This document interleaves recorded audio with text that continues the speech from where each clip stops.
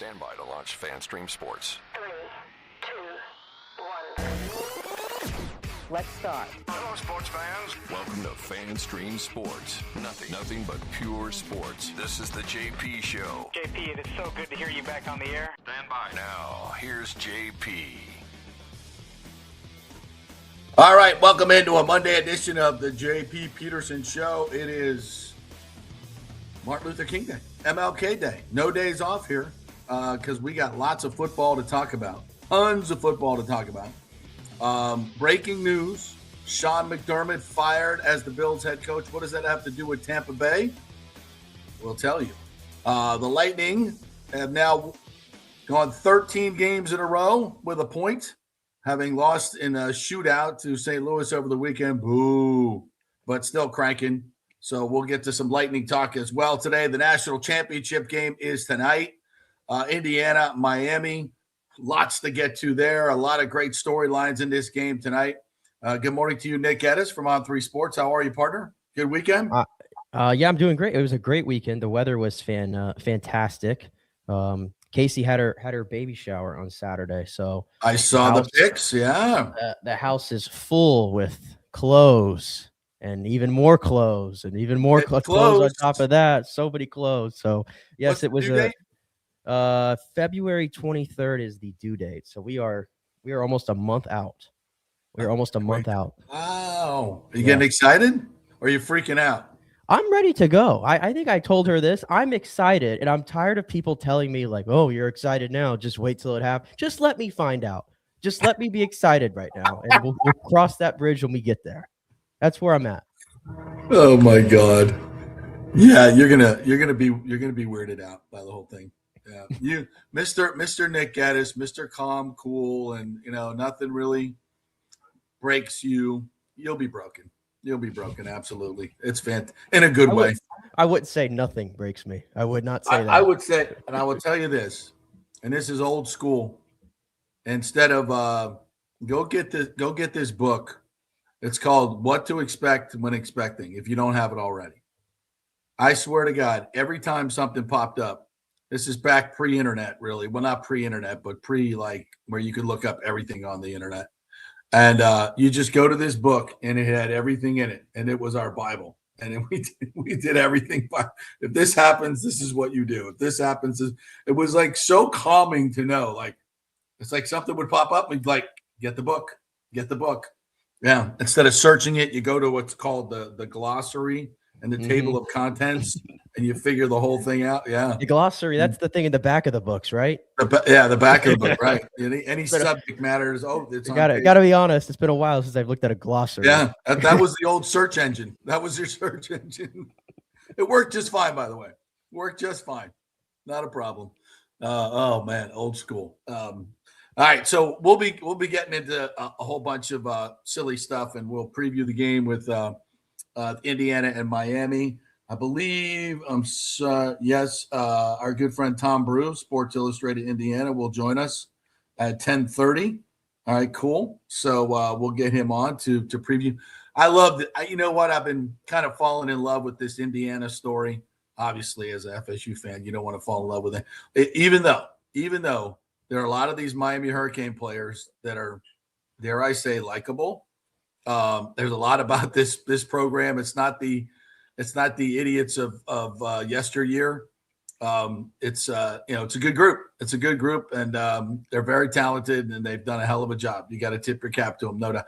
But let's just be honest. It's still the freaking Miami Hurricanes. I can't get past this. But I think I'm just jealous more than anything. I'm actually very jealous.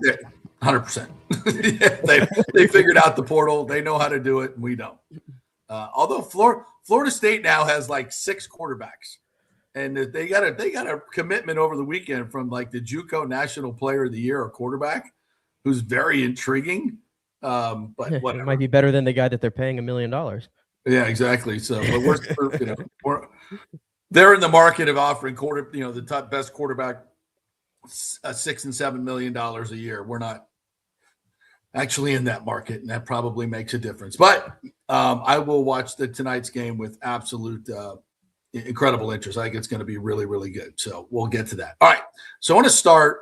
There's so many places to go, but I want to start like where I think most of you would like us to start, and that's the fact that Sean McDermott of the Buffalo Bills got fired this morning. 9 seasons in Buffalo, 5 AFC East titles, and a 98-50 record, Nick. Yep. 98-50 in the regular season. Yep. All right, 8-8 in the playoffs, 98-50. Obviously, there has been heartbreak. The Buffalo Bills story is one of just absolute misfortune, going back to Scott Norwood right here in Tampa, right? Wide right. 4 straight Super Bowls with Jim Kelly and that bunch. Thurman Thomas couldn't get it done. A lot of misfortune, a lot of bad play, a lot of choking going on. And let's just be honest. Josh Allen did not have his best day. He made some mistakes, no question about it. But they were right there. And he had a couple of opportunities with the 5 turnovers to still win the game. And he made some bad plays. You got to take care of the ball better than he did. That being said, the sustained success of the Buffalo Bills over his time there is irrefutable. And Sean McDermott has been a part of that. And his defense was the issue. And that's a big deal. But again, this guy got fired. Mm-hmm. Okay. Did you know that John Harbaugh got fired? I did. 18 years, 180 and 113. One of the most winningest coaches in the history of the game. 18 seasons, including a Super Bowl win. Got fired. Fired. Mike Tomlin, 201 and 126. 201, I believe the 3rd winningest coach, that active coach. 201 and 126. Mm-hmm. Now, he didn't technically get fired. No. Clearly, there was a lot of smoke there that was going to happen. And he just said, you know what, I'll preempt this and save you the trouble. He was smart enough to understand that it was done. Yeah. It was done. Yeah. So all those guys no longer have jobs. Mm-hmm. But the guy here, 36 and 36, including playoffs.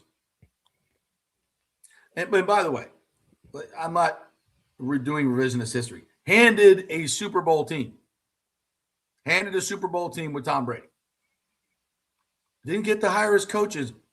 Great. Would you rather be able to pick your coaches on a 2-win team or be handed a Super Bowl team with Tom Brady? The idea that he didn't get to pick his coaches is the dumbest thing I've ever heard in my life. Is it optimal? No. The group just won a Super Bowl. The players and the coaching staff. Minus, obviously, Bruce Arians, who was forced out by Tom Brady. So that situation is what you walked into. You go look at these other situations. Before Sean McDermott got there, the Buffalo Bills went 0 for 16. From 2000 to 2016, didn't win squadoosh, nothing. He gets there, they're winning division championships. This guy's handed a Super Bowl team and has gone 36 and 36. And with an epic collapse in this last season, that was all on the defense. Not all, but mostly on your defense that you run. Rondé Barber, it's too complicated. Not elite coaching. Bad defense. Wouldn't want to play in it. It doesn't have a base defense. And he works for the Buccaneers. Jamel Dean, too complicated. Guys don't know what they're doing. Too many mental mistakes. Yaya Diaby. We don't practice hard enough. Too many walkthroughs. Is there any coach in NFL that has this much baggage that still has an effing job? Let's not forget Rashad White on Loose Cannons this past week. Sorry, straight up telling you that Todd Bowles should not be calling plays on defense. What are we doing? And again, I love Todd as a human, but what are we doing? What are we doing? I hate. It's like one of these things where, like, eventually at some point we're gonna have to move on, and we're just gonna have to accept that he's here. And I hate to belabor the point, and I know there's probably some people that are probably thinking, well, he's here now, so let's just move on. But I know. Right now, to me, it's still January. It's January 19th. To me, it's still fresh. To me, it's still fresh. And as I continue to watch how this league operates elsewhere, it just continues to like make my blood boil even more. That the Bucs are still signing up to do this. Like the Bills, like you said, they had no success pre-Sean McDermott. Now, let's be honest. A lot of this, when you land an absolute unicorn like Josh Allen, that helps. And I think the Bills are making a big mistake by firing Sean McDermott and retaining the general manager, Brandon Beane, because I think a lot of the issues on Buffalo is the way their roster is constructed. And that's got nothing to do with Sean McDermott. That's all Brandon Beane. That's a side note. But point being, Buffalo, two conference championship games, close losses to the Chiefs, couldn't get over the hump. This year was actually the worst team that Buffalo, I think, has trotted out probably in the Sean McDermott era.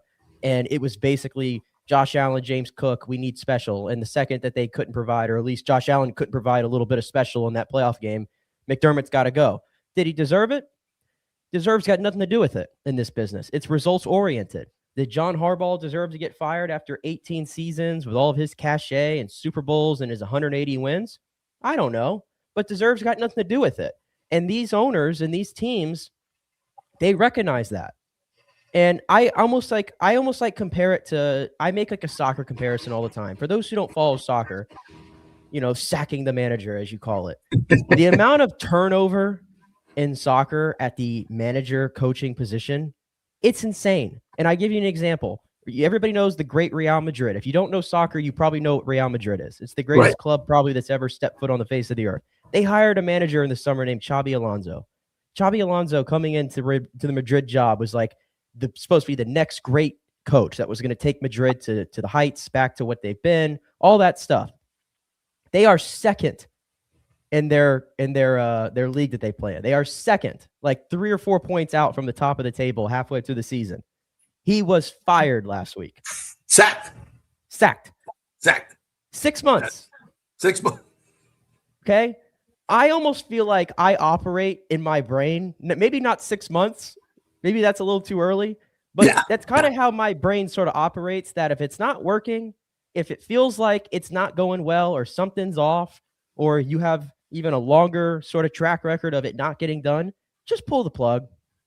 Just pull the plug. Everybody here is making money hand over fist in this business. You don't have to worry about buyouts or any of this other nonsense. You'll recoup the money, trust me. Just pull the plug. And the Bucs had the opportunity to do that. And by not doing that, you're in a coaching market that is pretty flawed, because all these coaches basically have a lot of big questions for them. And there's a lot of big jobs that are open now. I mean, the last 2 MVPs don't have a head coach now. The Eagles don't have an OC. The Lions don't have an OC. The Chargers don't have an OC. And as we stand here today, the Bills and the Ravens don't have an OC. Now you're in a big-time competition to get an offensive play caller in the building, dealing with those other openings that are just as good, if not better, than what you have now. Yeah. That's what you've done here. So let's see how that works out. Well, you have a little nugget this morning for the fans, I think, that they'll love. And here's where actually the mediocrity of the head coach might work in your favor. This is the flip side of this. This is from Albert Breer, does a great the Monday morning quarterback column. Highly recommend. Yes. Great stuff. Must read. Yeah. Very plugged in. And he had a note this morning. He said, Mike McDaniel has made the rounds, and if I had to guess, he'll probably wind up as an offensive coordinator in the next week or so. I've heard Tampa Bay could be a good spot for him, and that if he does a good job, he could be set up to be Todd Bowles' eventual successor. Hallelujah. And this, obviously, I'm not a huge Mike McDaniel fan. I'm not. But at this point, I welcome change. And I haven't really dug into, what I haven't really dug into the details about his coaching. I need to talk to some people that have worked with him. I have talked to some people, talked to someone who's dated him many years ago. So that was eye-opening, very eye-opening. He was a much different dude many, many years ago. But old habits die hard. So he's an interesting cat. And at this point, I would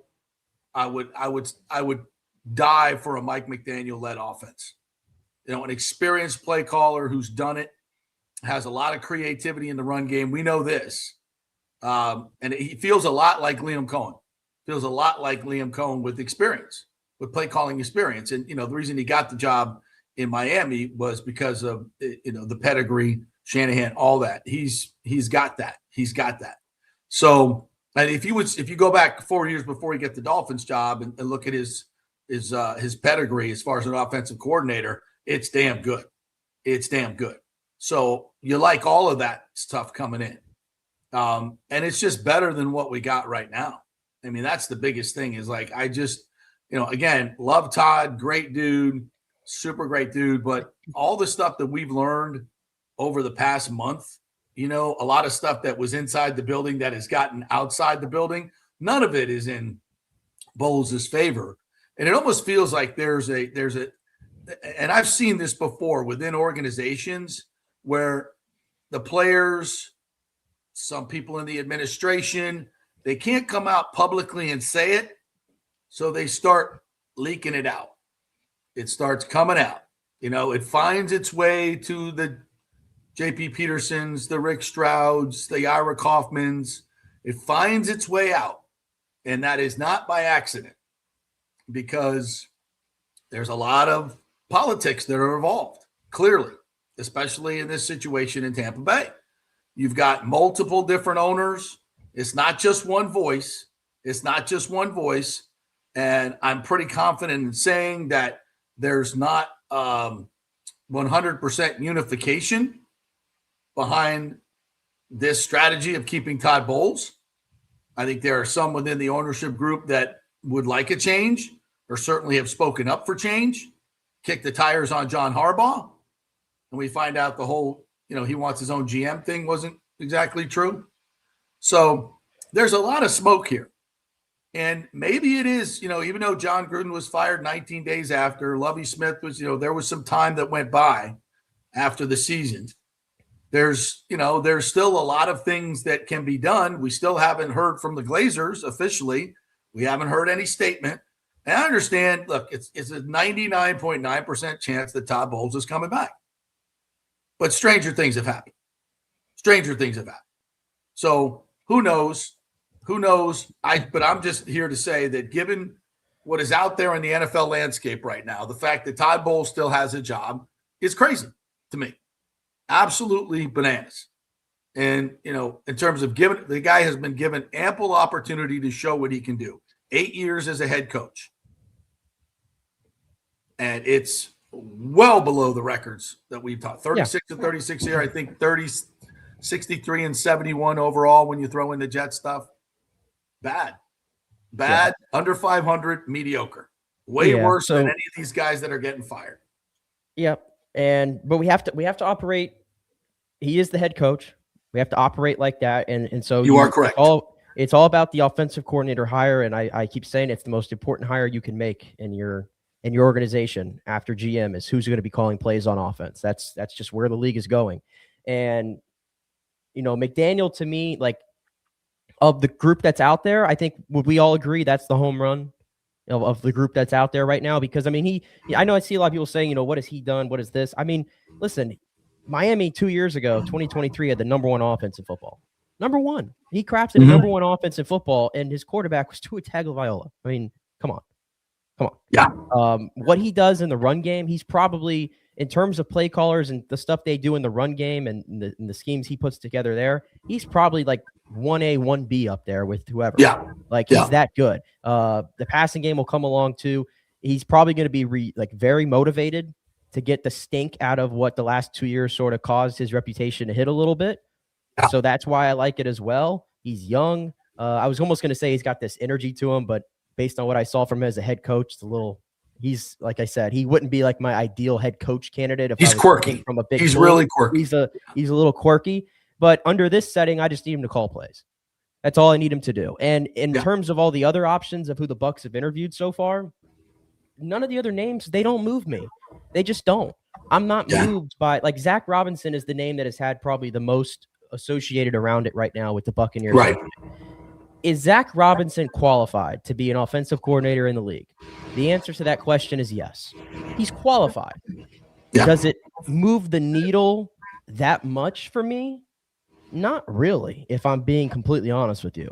In fact, I don't really know, like, at that point, if you're hiring Zach Robinson, I don't know if this is a hot take or not, is that really much better than just running it back with Josh Grizzard and seeing what he could do with a healthy O-line and, maybe a little better injury luck? Yeah. They're essentially the same pedigree, except Zach. That's kind of how I felt. That's kind of how I feel about Zach Robinson. That's just me. Whereas McDaniel feels like something entirely different, and you're dipping into the Shanahan tree, which is never a bad idea. And obviously Zach is from the McVay tree, which is never a bad idea. No, it's true. No, and Bijan Robinson, I think, led the league in yards from scrimmage. I mean, is that coordinating or is that a phenomenal talent? It's probably a little bit of both, right? You had a dysfunctional quarterback situation in Atlanta with Penix getting injured and just the drafting of Penix and Kirk Cousins. So I don't think it was the easiest situation for him to work from. Do I think he would be competent, in Tampa? Yeah. Yeah. To your point, is he qualified? Yeah. Has he got some good pedigree? Yes. Does he call plays? Yes. Does he know the division? Yes. I think there's some positivity there. I don't think, we could trash everybody because if they haven't won a Super Bowl, hell, guys that even get Super Bowls get trashed, right? But, I would prefer McDaniel. Absolutely. After that, I think Zach's probably the best of the group that we've interviewed. Yeah, and like the other guy, Todd Monken, who I think is going to go. He's probably just going to follow. Yeah, right? He's probably going to go with Harbaugh, I would think at this. I would go. Monken first would be my first pick. Then I would go Mike McDaniel, and I think Zach Robinson. Well, I am also in that camp of I know he hasn't called plays at this level, but everything you hear about him, everybody says he screams future head coach in that Shieldhouse in Los Angeles. The issue with Shieldhouse is that has to be more dragged out because he can't interview until I think like the 26th.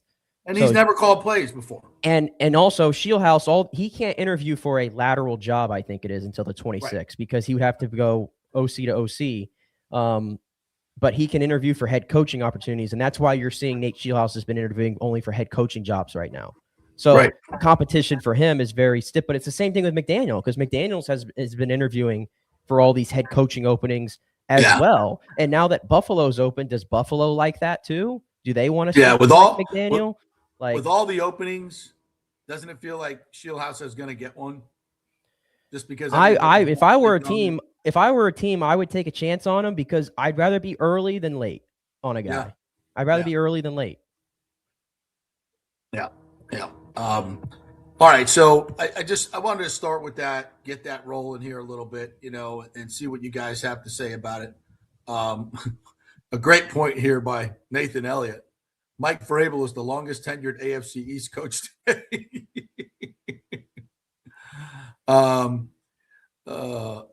Bella says that throw that was done by Caleb Williams. Wow. That was absolute. There were so many insane plays this weekend, and we can get into some of that. It just bizarre. That was, he's running backwards, and I'm like, what are you doing? What are you doing? And then the ball, and then Kmet, to his, credit, gets a nice little push off, very professionally done, and gets wide open and catches the ball. And by the way, I go for two there. They're on the ropes. Although they had not been good in real short yardage, like the Bears had not been good in short yardage in this game until they let Caleb Williams run the sneak. But I thought their red zone calls were awful. They never gave Caleb, a chance to run out, to sprint out and either run or pass. It was all these handoffs right up the middle to Swift. And I was like, what are you doing? How about some creativity in that offense? The Bears, they had every opportunity to win that game. The Bears and the Panthers have got to be kicking themselves because they got Matthew Stafford at his lowest in 2 back-to-back games. You got McVay and Stafford. First of all, this game against Chicago is probably one of the more just befuddling. That's the best opportunity you're going to have to advance with that weather and that situation. That field. I mean, that's 14 to 18 points with the Rams. They're playing indoors. They're running. Matthew Stafford's not missing that many passes. They're not dropping that many passes. It's a freaking. They're executing to perfection. You had a great opportunity, and I didn't. But I don't like in overtime though when Caleb Williams threw that interception. I mean, it looked to me like that's DJ Moore. The effort. That was a weak ass effort. Yeah, that the veteran receiver like that wants to be a number one receiver, has been that in his career, and to show that kind of effort in that moment. He quit on the play. Yeah, a lot of drops too. Roma Dunze can't catch the football. There were a lot of things that went against the Bears in that game that had kind of been going their way all season long. But yeah, that's a missed opportunity when you get Matthew Stafford and Sean McVay off their game as they were yesterday. In that weather, that environment, that place was absolutely rocking from kickoff in Chicago. It's like you almost forgot what it's like when the Bears are good. You don't even know what that's like. But they let them off the hook. You let them off the hook, and now you get the rematch. The third game of the year between the Rams and Seattle, which I don't think anybody's going to complain about that because the first 2 times those 2 teams have played each other, those games have been phenomenal. Yeah, good stuff. All right, we're going to get to the Rays. We're going to get to the Lightning. We're going to get to all that stuff, but we're going to take a quick break here, come back. Tom Brew's going to join us, covers Indiana. So many great stories from Mendoza to Cignetti to so many of the players on this team. We'll get all of that with this incredible underdog story. So we'll get into that. And then as I promised, we'll get to all your comments on – I got lots of Rays stuff to get to, some interesting happenings over the weekend. So we'll do that as well. Hey, we're brought to you by the great folks at Genesis.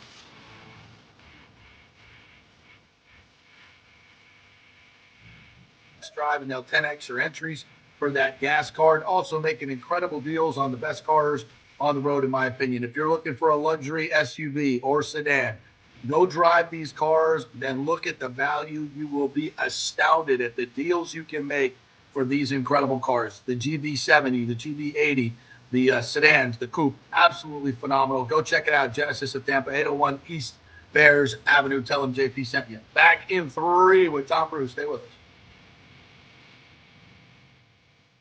Experience the art of driving at Genesis of Tampa, where luxury meets innovation and every detail is crafted for you.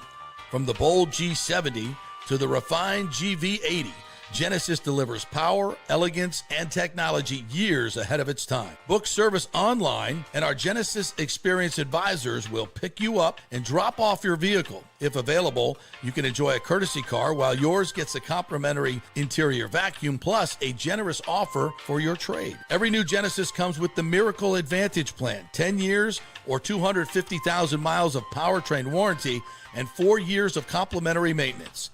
Visit us at 801 East Bears Avenue or online at genesisoftampa.com. Genesis of Tampa, luxury redefined. Italiano Insurance would like to congratulate the Bucs on their 50th anniversary season. And you know what? We've been here for every season and then some, over 60 years in business. We've seen some smart coaches with great game plans, but if you don't have flood insurance or business insurance, that's a terrible game plan. That could ruin you financially. You don't want to take that L. So call 813-877-7799 and let their friendly agents quarterback your insurance and save you big money. Italiano also sponsors our FSU report every week, so go Noles. 813-877-7799 or go to italianoinsurance.com. Sports fans, it's time to gear up. Head to fanstreamsports.com and check out our brand new merchandise store. We're talking bold t-shirts, 3/4 zips, hoodies, hats, mugs, and more. Everything you need to rep your favorite shows and your favorite crew. Whether you're rolling with the JP Peterson Show in Tampa Bay, From the Rough in Dallas, the Tim May Show featuring Clay Hall, or the Jeff Thidoff Show in Ohio, or any of our Fanstream Sports original programming, we've got the perfect look for game day and every day. So don't wait. fanstreamsports.com. Click merch and grab your gear now. Wear the stream, live the stream, fanstreamsports.com. JP here for Riveters, the official sports bar and grill of the JP Peterson Show. We're located just south of Ray J and Steinbrenner Field, so it's a great pre- and post-game spot, and the happy hour is amazing. Monday through Friday, 3 to 7. Check out these specials. $3 Bud Light drafts, $4 domestic bottles, $5 wells, $6 premium wells, $6 cocktails like margaritas. That's unheard of. And the Riveters food is freshly made daily. No freezers. Happy hour food specials include $3.50 tacos and barbecue sliders. $6 you get edamame or chips with the beer cheese, which is amazing. $8 buffalo chicken dip, my favorite. The truffle fries, chili cheese fries, also $8 at happy hour. As well as other specials throughout the week, including Taco Tuesdays, you get $3 tacos, and Wing Wednesdays, 7 o'clock to 1 a.m. in the morning, you get our amazing wings, 5 for $5 and $5 wells and wines. That's a good Wednesday night. So if you're tired of the preppy, overpriced, generic sports bars, come see the amazing, friendly bartenders and staff at Riveters, where customer service really matters. Riveters, just south of where the Rays and Bucs play. We'll see you there. Hey, kick off the new year by impressing her with a real diamond, a natural diamond, from Golden Diamond Source. Don't start with a fake diamond, guys. That's a really, really bad idea. And if you're ready to pop the question, find the perfect engagement ring at the Golden Diamond Source, just like I did, just like Nick did. It is the best selection, the best staff, the best everything. And discover the new Emily collection by Emily Johnson Weintraub, a sleek and modern jewelry line that makes everyday gifts absolutely extraordinary. And by the way, gold prices have never been higher, so turn that old unused gold into cash or a stunning new piece. Just take it on down to the Golden Diamond Source and trade it in. Lots to get done at the Golden Diamond Source this new year. Start with an engagement ring from the greatest, the Golden Diamond Source. 3800 Almaton Road, always online at the Golden Diamond Source. It's a love you give only at Golden Diamond Source. Let's go. Right now, back to the show on FanStream Sports. All right, welcome back to the JP Peterson Show as we roll on this national championship Monday. Hey, it might be the end of the 12-team playoff. Who knows? All right, let's welcome in an old friend, Tom Brew, who is the national editor-in-chief at Roundtable Sports, former sports writer at the Tampa Tribune, where we worked together, and also at the St. Pete Times. For 7 years, he covered Indiana for Sports Illustrated. He's also covered the Rays. We'll get into that as well. Tom, how are you? Welcome to the show. I'm ready doing for good tonight? Oh yeah, it's unbelievable. Just been this past 2 years has just been crazy. You know, for an Indiana school that really has zero football history to have this amazing turnaround, it's just been great. And to be able to just to see it all happen every day for the last 2 years has just been incredible. You know, Tommy, it's not lost on me that I was watching, of all things, the best essay I've seen of Indiana football came from Jane Pauley. I don't know if you've seen this, I but have. if you haven't, Yep. it was absolutely phenomenal. CBS Sunday Morning.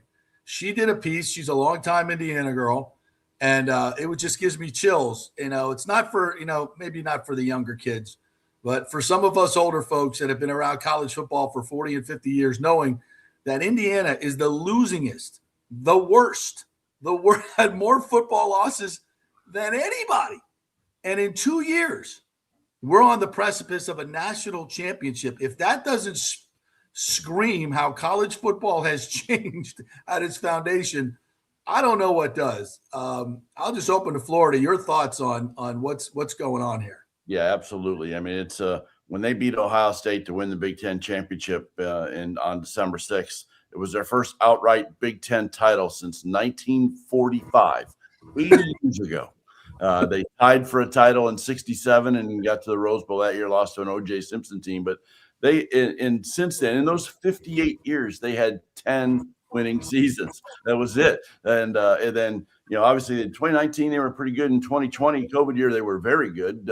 Went 6-1 and only lost by a touchdown to Ohio State. But then 21 through 23 under Tom Allen, one of our favorite Florida guys. Yeah.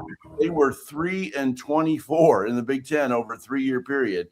They fired Tom Allen. They hired Curt Cignetti. And now 26-2 in the last 2 years, 17-1 in the Big Ten. And here's an amazing stat for how bad Indiana football's always been. Curt Cignetti is the only coach in the 138-year history of Indiana football who has a winning record in the Big Ten. He's the only one. Yeah, and it's just crazy this has all happened. But, the confluence of everything, of NIL, of transfer portal, of him bringing 13 players with him from James Madison that nobody knew about, but they were 2 and 3 star guys who have been coached up to be 4 and 5 star guys. They have 3 All-Americans on this team that were all recruited as 2 and 3 star guys. There's not a single 5-star player on this team. There are only 7 4-star players on this team, and they continue to be great at every level on both sides of the ball, and they don't make mistakes. 1 fumble all year. Fernando Mendoza, the Heisman Trophy winner, 6 interceptions all year, 41 touchdowns now, and they don't turn the ball over. They're the least penalized team in the country on both sides of the ball. They are just really coached up well, and they execute, and they're physical, they're fast, they're relentless, all the words they use, and they just do it every day. They've beaten 7 teams by 50 points or more this year. Whew. It's insane, Tom. And it, we talk about how important is coaching. Boy, I don't think you've ever seen it more than anything. And it's such an interesting story because it does, and this was kind of included in the Jane Pauley piece, is that it does mirror what happened in 1956 in the Hoosiers movie, right? It was based on a true story. Milan, this small school of like what 100 kids competing against the biggest schools in Indiana. There were no classes back then, and they won the state championship. It's almost like this is playing out, except it's on the biggest stage in football. It's an unbelievable story. Yeah, it really is, because especially, and just kind of from watching what's going on at Florida State in the last years too. Yeah. They've spent the same amount of money as Indiana has on transfer portal kids, but they've gotten it all wrong. Indiana just seems to hit on everything. And, and when I was talking to Chris Fowler the other day, he's like, it's one thing to be a good Cinderella story, but, this is a juggernaut story. Like, they've in 2 years. Like, it'd be cute if they won some games and went 8-4 or something, but they're 15-0. And like I said, they're just destroying everybody to beat. They get into the playoffs and they beat Alabama by 35 points. They beat a very good Oregon team by 34 points. They're favored by a touchdown plus tonight against Miami. They're just like, if it said Ohio State across the front of their jersey or Alabama across the front of the jersey, you say, yeah, I can see it. All these 5-star kids for years, they're really good, but it's not the case. But it just really shows to me not only the quality of the head coach, but like his defensive coordinator, Brian Haynes, been with him for 12 years. His offensive coordinator, Mike Shanahan, at all these different levels, been with him for 10 years. A bunch of his assistant coaches been with him 7, 8, 9 years. And so they know their system, they know the process, but they're also just incredibly good at individual coaching. And these players on and on about just how much they've gotten better every day. They've been around these guys. And that shows. And in any college in America could have done it, but it's been Indiana is the one who's gotten it done so far. And Tom, Charlie Strong was on with us last week a couple of times, and I asked him, he coached in Miami last year, and he obviously has been recruiting and coaching in college football for 4 decades. And I asked him, what is the secret? And one of the things he mentioned was the age of these players. So what Cignetti has done, at least in my mind, in terms of what I see as the secret sauce, number one, he's targeted really smart, really physical, older players. He's got a bunch of grown-ass men playing there. And to your point, the consistency of the coaching. So, and I think this points to a problem that's in college football right now.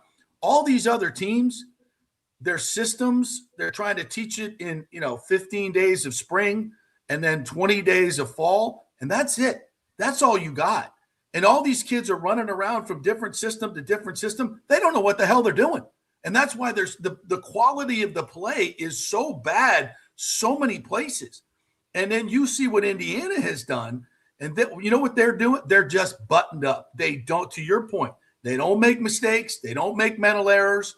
They beat the hell out of you physically, and I think it makes a difference. I'm not going to say that I think this Indiana team is phenomenal, but I think it's also a product of how bad the rest of college football is in a lot of ways. Would you agree with that in some sense?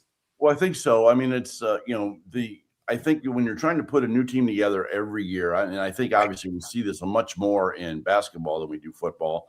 But where Cignetti really benefited from, he brought 13 kids with him from James Madison. And That's a lot of people have made a big deal how he built the whole thing to the portal. But when he got to Indiana, the day he arrived, 10 Indiana starters on offense all went in the portal the same day. They lost a bunch of people. He literally had 43 kids on scholarship when he got to Indiana. So to fill all those gaps, he had to go to the portal and brought a bunch of kids and a bunch of kids he played against. But when those 13 JMU guys got to Indiana, they were embraced by the remaining guys who stayed. It said, hey, tell us all about this guy. Show us the way. And the leadership from the player side of it is really important. Aiden Fisher, the middle linebacker, man, he gets a stud. And Elijah Surratt, the wide receiver. He was a 0-star recruit coming out. He had no stars. He went to a tiny school called St. Francis in Pennsylvania. And Cincinnati found him there. Mikael Kamara, the defensive end, All-American, all these guys that came with him. And then they kind of taught everybody. It's like, all right, here's the process. Here's the system. Here's what he likes to get accomplished. Let's all buy in and do it. And they have. I mean, their offensive line is really, really good, and they work together as a group. Well, they're all seniors or redshirt seniors. They're all played a lot of football. And they've been great about filling gaps. Like Mike Kadick was a really good center on last year's team. Barstool guy now. We see him all over the place. They needed a center big time. Well, they got Pat Coogan from Notre Dame. They started 4 years at Notre Dame, and Notre Dame didn't want him anymore. They had younger guys coming in. So Pat comes to Indiana. He's been the starting center, first team All Big Ten. He's been terrific. And it's all that leadership of all these guys working together. And they just, like I said earlier, they just work so well together. They don't make mistakes. They got everybody's back. And this is one of the most unselfish football teams I've ever seen, because they all root for each other.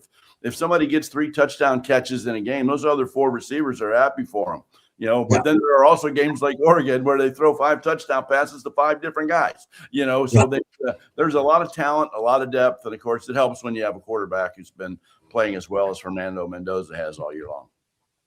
So when you look at this game tonight, I think I'm starting to no longer ask the question of, how does Indiana find a path to victory? I feel like everybody always focuses on that, as how can Indiana take down these behemoths of college football?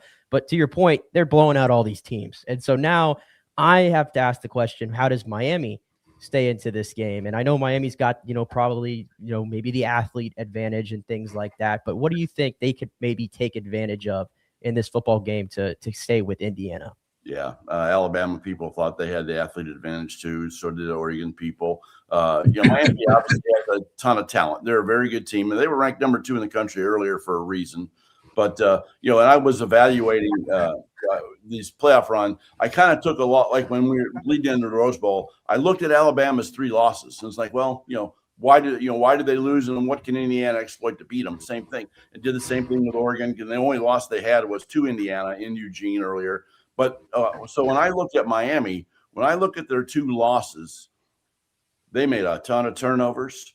They couldn't run the ball at all. And if that happens tonight, it's going to be another blowout. Now, I don't think that will happen. I do think this is going to be a little bit more of a slugfest.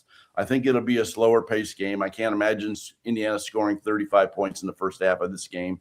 But JP, from being around Miami people and Miami fans, they think, well, Indiana's never seen a running game like ours. It's like crap.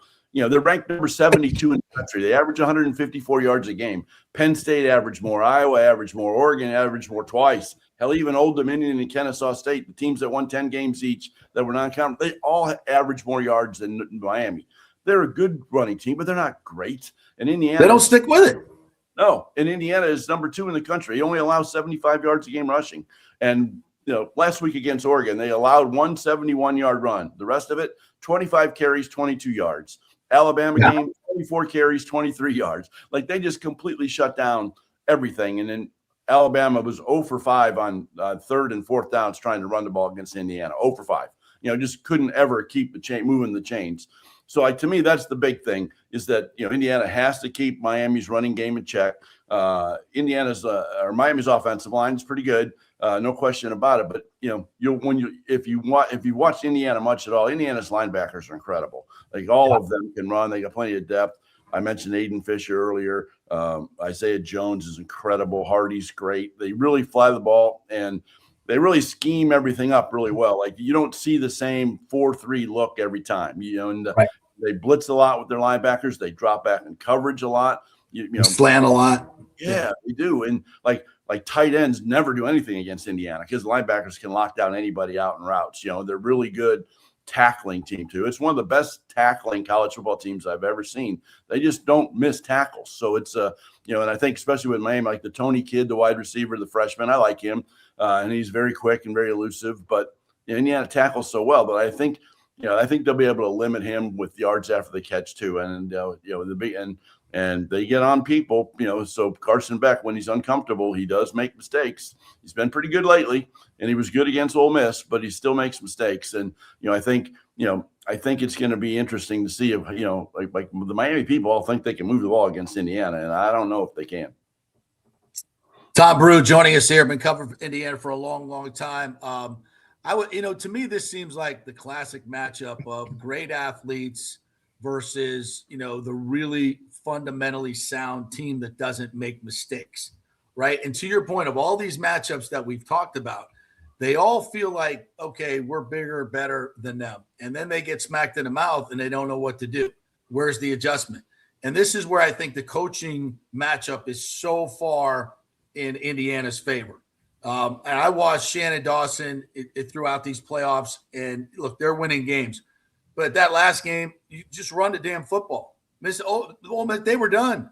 Their defensive line was toast, and he kept dropping back, allowing them to sack the quarterback, get holding calls. Bad things were happening when they threw the ball. When they ran it, everything was positive, but yet they still didn't do it. And this is what Miami, to me, they've done a lot of good stuff, but when it comes to coaching and game management, they don't get it. They don't get it. And Cignetti will absolutely embarrass you in that level. And so I think from a coaching standpoint, a huge check to Indiana. They may think they have the home field advantage tonight. I'll wait and see what that crowd looks like because I think it's going to be all more Indiana. I got Indiana tonight. I think good. It may not be close. Yeah, and JP, with all of my Florida State history too, two kids going there and been up there. Yeah. Coach, I was always the guy at the Times, kind of helped out Ray Holloman back in the day. And, so I'm all about this whole, rivalry with Miami anyway. I've lived a lot of it for a lot of years. And, when they come down here, like how many times have we been to Florida State Miami games in Miami where it was more Florida State people than all the time? All the time. And this is a first ever type thing for Indiana. I mean, it's like the crowd at the Rose Bowl, long trip. Granted, it was a long trip for Alabama too, but it was a 70-30 crowd at the Rose Bowl. It was a 95-5 crowd in Atlanta last week. And there are Indiana people all over the place here. I have literally hundreds of people I know who are here. They don't even have tickets to the game. They're just here. And last night they had a big red tailgate party. There were 5,000 people there. And everywhere you turn around on social media, every bar, it's a bunch of Indiana people in every single bar. And it's going to be a 60-40 Indiana crowd tonight for sure. I mean, there was one guy on a podcast earlier today was talking about how Miami's got his big, huge home field advantage. Like, no, they don't. The only thing they have is that they play in that stadium. Like they don't use their own locker room. Indiana's the home team. They're using the Miami locker room, for this game. They'll be in their white uniforms, and there'll be a ton of Indiana people making a whole lot of noise. And it very much will be a pro-Indiana crowd tonight. And that's going to shake Miami, the fact that they're going to get out there and they'll think they're going to have the home field advantage. And it's not. Right. And that will be a little bit weird for them. And, and they'll also be shocked that the whole place is filled up because they're not used to that either. It's empty. Yeah. It'll be full up. It'll be full tonight, but it will, like I said, it's tickets are still selling today for $2,500, $3,000 minimum, for up at the top and Super Bowl ticket prices. Yeah, but there are Indiana people here and they're ready to go. And like last week in Atlanta, obviously you've been up at Mercedes-Benz Stadium with the Bucs and all that stuff before. being a dome in that, the place gets loud. And the Indiana people just literally took over that game. Dante Moore, who I have a lot of respect for, I think he's a great quarterback, was so frustrated because they couldn't call out any singles. They gave up after like 2 drives and went to hand signals everywhere because nobody could hear anything. I mean, Indiana's crowd just literally changed the complexity of that game. And I don't know if that will happen tonight or not. Outdoor stadium, smaller place, and there will be some Miami fans there. But Indiana's people are going to bring it, and they're going to be loud. Anything else from you, Nick? Yeah, does this, worry about tonight first and win a national championship, but as we move forward after this season, because a lot of the talent on this team obviously is going to move off to the NFL, but Cignetti is still going to be here. This coaching staff is still going to be there. Everything's built. And it seems like from what they've done in the portal, it has been as reload as you can possibly get, in the modern age of college football. So what is your opinion maybe on like the staying power of this and the investment now from other people? You see guys like Mark Cuban all of a sudden is starting to put money in program and guys like that. Where do you think this lands as far as the future? Well, everybody laughed at Cignetti last year when he signed his new contract deal and said, well, why would I leave? Indiana is an emerging superpower in college football. Well, even I laughed at him at the time. It's like, come on, but it's true. I mean, they have complete buy-in from top to bottom, from the president on down, that they want this to be a football school. And obviously, being in Florida as long as we've all been, we know what drives college athletics. It's all these big, massive football TV contracts and such. So with all that money in, you got to be relevant, and you got to be a part of it. And they everybody mentions Mark Cuban because he's so well known. Everybody knows who Mark Cuban is, but he's just one of like a dozen guys who donate at a high level. Terry Talon, who's a very good friend of mine, played on Indiana's Holiday Bowl championship team in 1979. He's a commercial real estate investor from California who donated millions of dollars to the program. And there's just a lot of those guys. The Cook family, their Cook Medical is based in Bloomington, billionaires galore. There's just a lot of that. So there's complete buy-in top to bottom. Number 1 transfer portal class coming in next year. They have bringing in Josh Hoover from TCU, and Alberto Mendoza, Fernando's little brother, says, hey, I'm not going anywhere. I'll gladly compete with you. I think I'm going to be the starter next year. And he may very well be, and they brought in they reloaded at every level. They brought in 2 great offensive linemen. They brought in wide receivers. They brought in 2 4-star defensive backs. They have reloaded. So and I don't put anything past them. They went 11-1 last year in the regular season, and their over/under for this year was 8.5 because nobody figured they could win at Oregon. Nobody figured they could win at Penn State or Iowa. They played number 9 Illinois in September, where it was supposed to be a big game. They won 63-10. It's like so. I don't put like if somebody says, can Indiana win a national championship again next year? I'm not putting it past them. I mean, it's going to be, it's always going to be a challenge. But, I looked at it this year. And I was like, I said all year long, the SEC is not that good. And they're 0-3 in the playoffs against teams they didn't play against.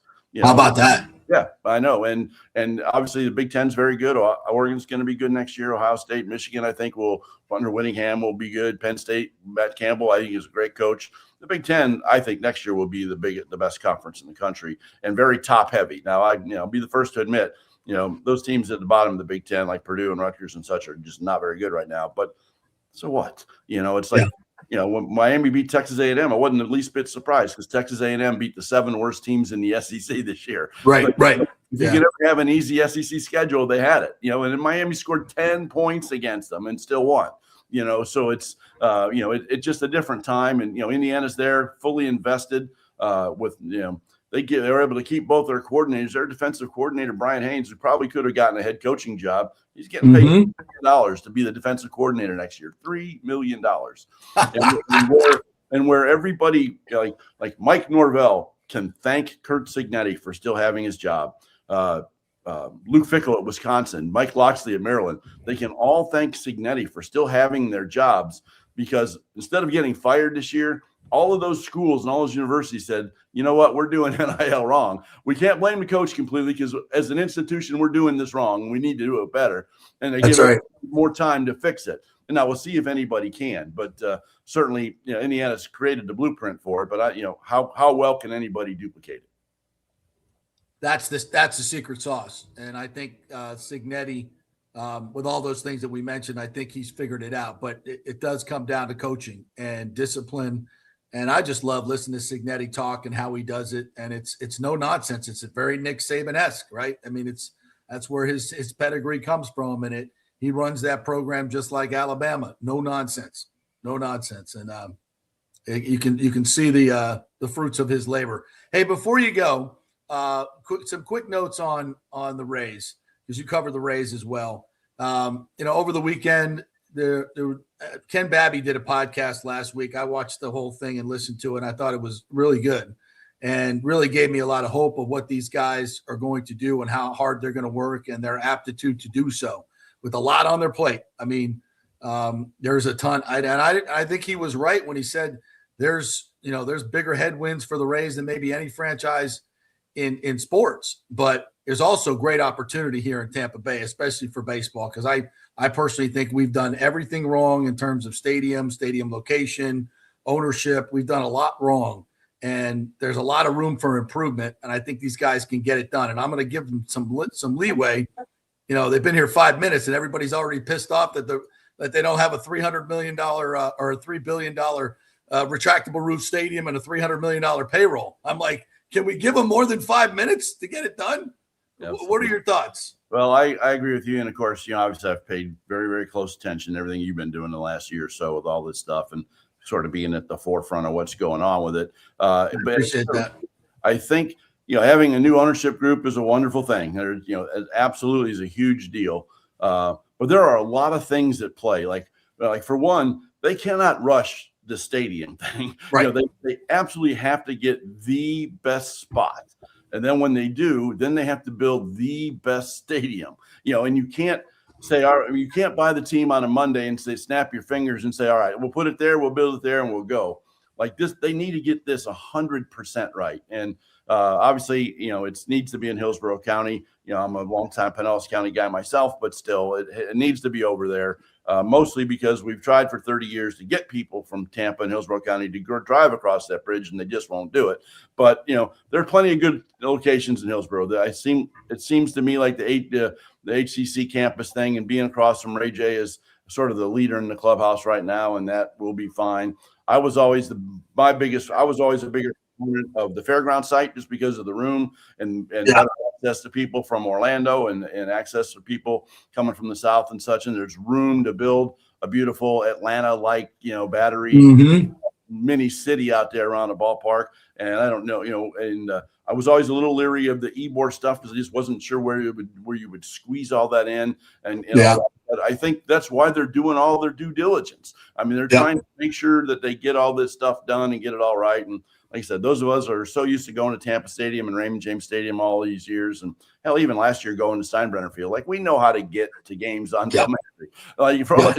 I laugh at some of these people on social media who say, "Oh, the traffic will be so bad." It's like, where are you men for 40 years? I mean, it's easy to get off. I mean, I-275 is way better than it was, way back when. And Tommy, everybody, as you know, when it comes to stadium, everybody wants an express lane to the front spot. Exactly. No traffic, front street parking. And if it doesn't have that, then it's a bad site. Right. It's like you're going to a game with 65,000 people or 35,000. There's going to be some traffic. That's kind of how it works. Exactly. Yeah. But I'm happy that they have these guys. Now, I think the product on the field, until they get the stadium stuff done, like I'm not sure how much they're going to want to spend. I'm not sure how good they really want to be. I think, man, they are picked to finish dead last in the AL East this year and not even close, and I think the over-under I saw in the preseason stuff was like 75.5 wins. Like that could be reality, and they've traded a lot of people that we have gotten to get to know really well here. And Mark Topkin and I were talking the other day about how they're trading away all the best talkers in the locker room, that too. Yeah. Lau, Pete Fairbanks, Josh Lowe, all of them, great interviews. Jake Mangum, but they were also a bunch of 220 hitters, and guys who were slumped or guys who would be injured a lot, so they're, I think what we'll see here is that once they get the stadium stuff done, they will actually target being very competitive. I agree. 28, 29, in that window. Because would it make any sense to go, try to spend $50 million on Kyle Tucker this year to be on this team? No. So I think we got to kind of live with some average baseball maybe, but my take on that too the other night was we could talk about average this team's going to be, and then the first series of the year, Shane McClanahan, Drew Rasmussen, and Ryan Pepio all throw 5 scoreless innings the first week. Yeah, that's a thing. They're 3-0 out of the gate, winning 3-0, 2-0, and 2-1. And it's like that happened. And and you still got Junior Caminero can might hit 50 homers again this year, and Jonathan Aranda was an all-star last year. They still have a good team, and but I think we're going to have to they're not going to go out and spend millions more, to try to keep up with the Joneses, because they just can't do that. And it is we can all say what we want about Stuart Sternberg, but the facts are the facts. I mean, the Los Angeles Dodgers had $1.2 billion in revenue last year, and the Rays had about $200 million. There are teams that make 6 times as much money as the Rays do, and they can spend it accordingly. And certainly some of the richest teams are still the Yankees and the Blue Jays and the Red Sox when they want to be. And, try to compete with all that is not easy. Yeah, agreed. I think their revenues are closer to $300 million. But we will see. But I think I agree with you. It's going to take some time. I would like to see them this year get the payroll over 100 million. I think that would be a nice little signal to the fans that, we are invested. We got a lot on our plate, but we do want to try to be somewhat successful this year. And I think if they add one more piece, a nice right-handed hitting outfielder with some pop, I think it would bring everything together in the lineup and in the field as well. So they may not be done. Do you think they're done? No, I don't think so.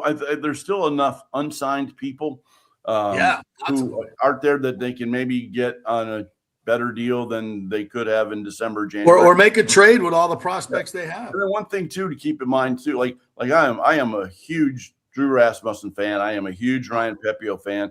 And I'm really, just as a person, I love Shane McClanahan. Oh, we're all rooting for him, man. For him to be good.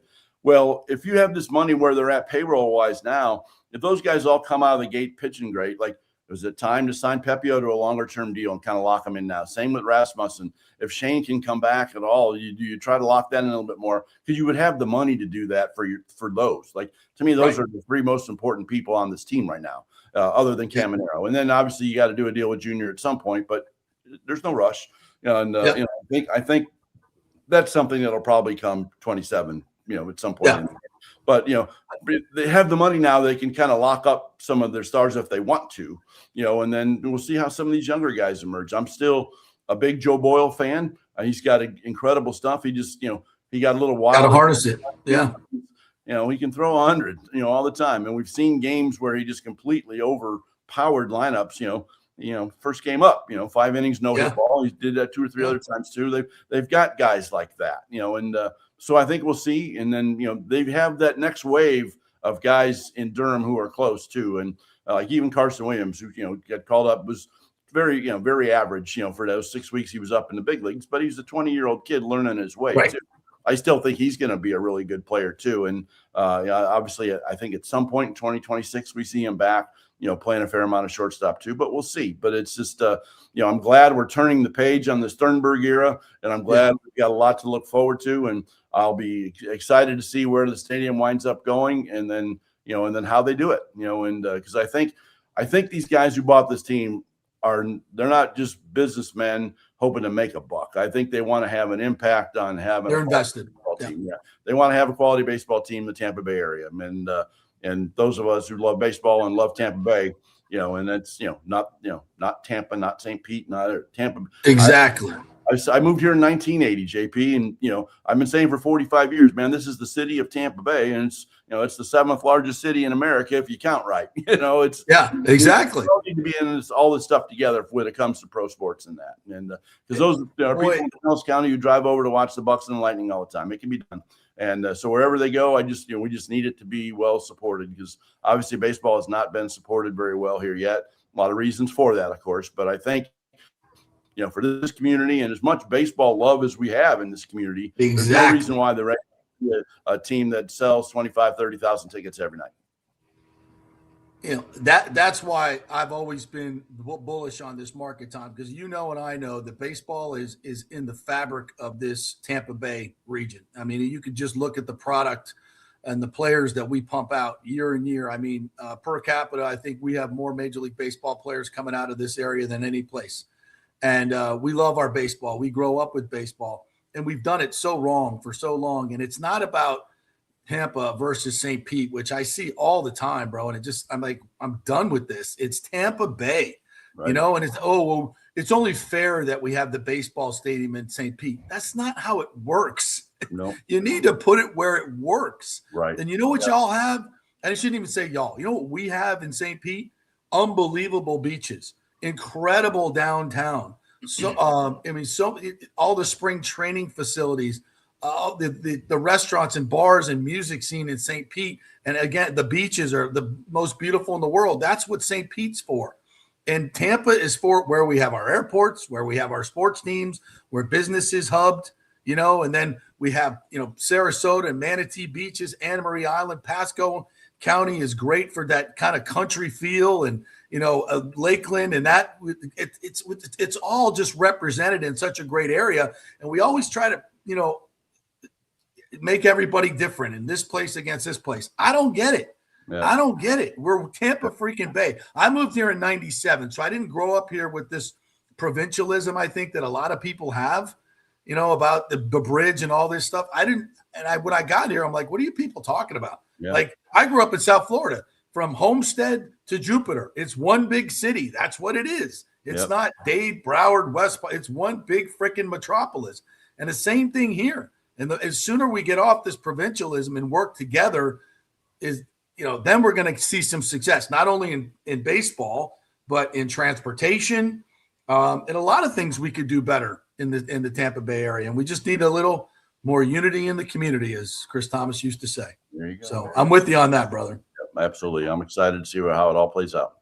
And I'm glad to be back. Tommy, thank you, buddy. Appreciate you having me on. And I'm hoping all of my Florida State fans are along for the Indiana ride tonight. Anywhere Canes is always a good thing. So. Absolutely. All right, Tommy. Thanks, buddy. Appreciate you. Thanks for having me on. I appreciate it. Yeah, awesome. The great Tom Brew. That was fun. That was fun. You got a lot of information on what's going on with Indiana. The more I think about this game, Nick, I think Indiana might do what they've done to Oregon and everybody else to Miami tonight. And I think don't you think there's a little pressure for Miami playing at home? Yeah, I mean, we haven't really seen this before, right? A team playing in their own backyard in a national championship game. But I like the storyline though of Mendoza, who's from that area, and was going to didn't get no recruit at all, barely even on the radar, and was going to go to Harvard before Cal came in, and had a nice year last year at Cal. But nobody really knew much about Mendoza even before he got to Indiana. We knew he was the Cal quarterback and he had something. We didn't know he had this in his bag, right? Now he's coming back to Miami and a chance to beat them in a national championship to win this program's first ever with the story that this has been. I think it'd be – I'm not just saying this because obviously we have reasons for why we would root against – me and you would root against Miami. But – in terms of college football, the story to me, I think we root for stories, right? We want to see the best stories sort of prevail. And Absolutely. I'm not saying that the U being back is not a great story, because I will tell you all the time, when Miami is really good, college football is better. Yeah. College football is absolutely better. So that's a good story too. But the magnitude of what Indiana is doing, it's almost it's hard to really wrap your head around it. It really is. And for them to finish that off tonight by beating Ohio State, Alabama, Oregon, and then Miami to get there. Wow. We're talking one of the more incredible runs we've ever seen in the history of the sport. That, to me, that's the overarching story. It's just like the movie Hoosiers. It's very similar. I mean, on a national college scale, it's the same storyline. Coach comes out of nowhere, kind of a forgotten guy. He's too old to coach, he's not the young up and comer, I don't know if he has the personal demons that the Hoosiers coach did, Dale had, but it's just, and then the smaller school, so we think it's not small. Indiana's not small, by the way. But it always has been a losing deal. compared to Miami and Ohio State and all the blue bloods that you just talked about, and they're getting it done. So yeah, sometimes life is stranger than fiction, and this is what we're realizing, and it's going to all play out tonight on the national championship stage. I rarely can remember such a great storyline matchup as we have here tonight, and that's what makes great games and memorable games, and the ones that you don't forget are the great storylines coming in. And does the game live up to the hype? We shall see. This is what it's all about, baby. And we'll play it all out tonight. And I can't wait for it. And the only thing is, I guess we got to listen to Kirk Herbstreit all night. But other than that, I guess it's okay. Poor guys. I mean, what are they going to do without the SEC in it again? Like, that's a whole other show. That's the other thing. Like, Indiana, Miami feels just. It's kind of how Michigan, Washington felt a couple of years ago. That felt fresh. Yeah. And this feels even fresher than that to an extent. And by the way, I don't think viewership's taken that much of a hit, is it? People aren't just saying, well, I'm not watching Indiana play football. Like, no, I don't think that's happening. I think you're getting a lot more casual fans just because of the story. Yeah. Yeah. When CBS Sunday morning is taking 5 minutes to talk about college football, it's definitely gone outside its usual parameters.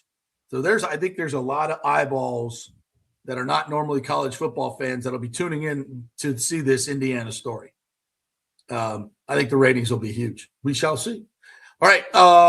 We will take a quick break and say thank you to Riveters, which is the official sports bar and grill of your JP Peterson show. So please go by there. Tell them JP sent you and enjoy some of the tremendous fresh food. We were at with Coach Strong the other day and Big O. We had a little meeting, and we were enjoying our extra crispy chicken wings with side of blue cheese and the medium buffalo sauce. Oh, so good. So good. And they do the prime rib tacos and the sandwiches. Fantastic. And they have the micro brews there as well. Always great prices, great atmosphere, Riveters.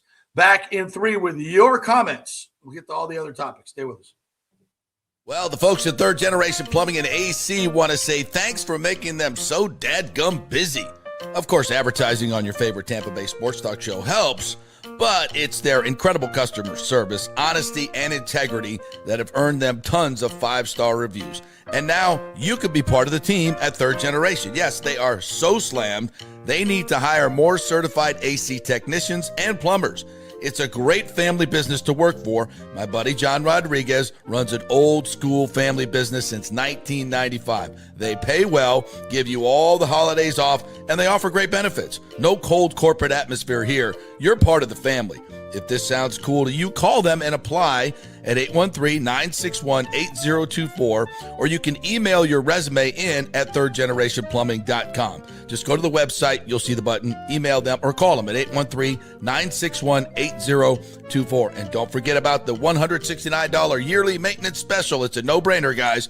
thirdgenerationplumbing.com, and they also do AC. Ciao, Paolo Tini here, owner of Caffè Paradiso, voted number 3 People's Choice Award on Open Table. I want to thank all our loyal family of customers that have been enjoying our great traditional Italian dishes we make from scratch every day. It's a great family story we're proud of. Our family moved from Rimini, Italy in 1984. My dad, Caesar, started Donatello, and that's where I got the start in the restaurant business. I started Caffè Paradiso on South McDill in 1995, and we've been there ever since. From our traditional ossobuco, a veal slow roast for 4 hours, to our daily fresh catch, the Gruppo Paradiso, with a piccata sauce and lobster claw meat, homemade pasta like lasagna, farfalle salchicha, which is a bow tie pasta homemade with fresh sausage. Hold on a minute, JP's favorite. I love it. So come and have a glass of wine with me on South McDill. Get a reservation on Open Table and see all our 5-star reviews. Ciao, see you soon at Paradiso. Welcome to Kingmakers, home of the JP Peterson Show studio and Tampa's premier business networking and social club for members only. By day, it's an exclusive, vibrant co-working space with a stylish conference room, focus rooms, a full production studio, and an in-house marketing team. And by night, Kingmakers transforms into a sports-centric social hub with a full sports bar, golf simulator, and exclusive events. For young entrepreneurs and seasoned professionals, it's the perfect place to work hard, play hard, and make big moves in Midtown Tampa. Close the deal, celebrate the win. Only at Kingmakers. Become a member today at kingmakerstampa.com. Your business, your club.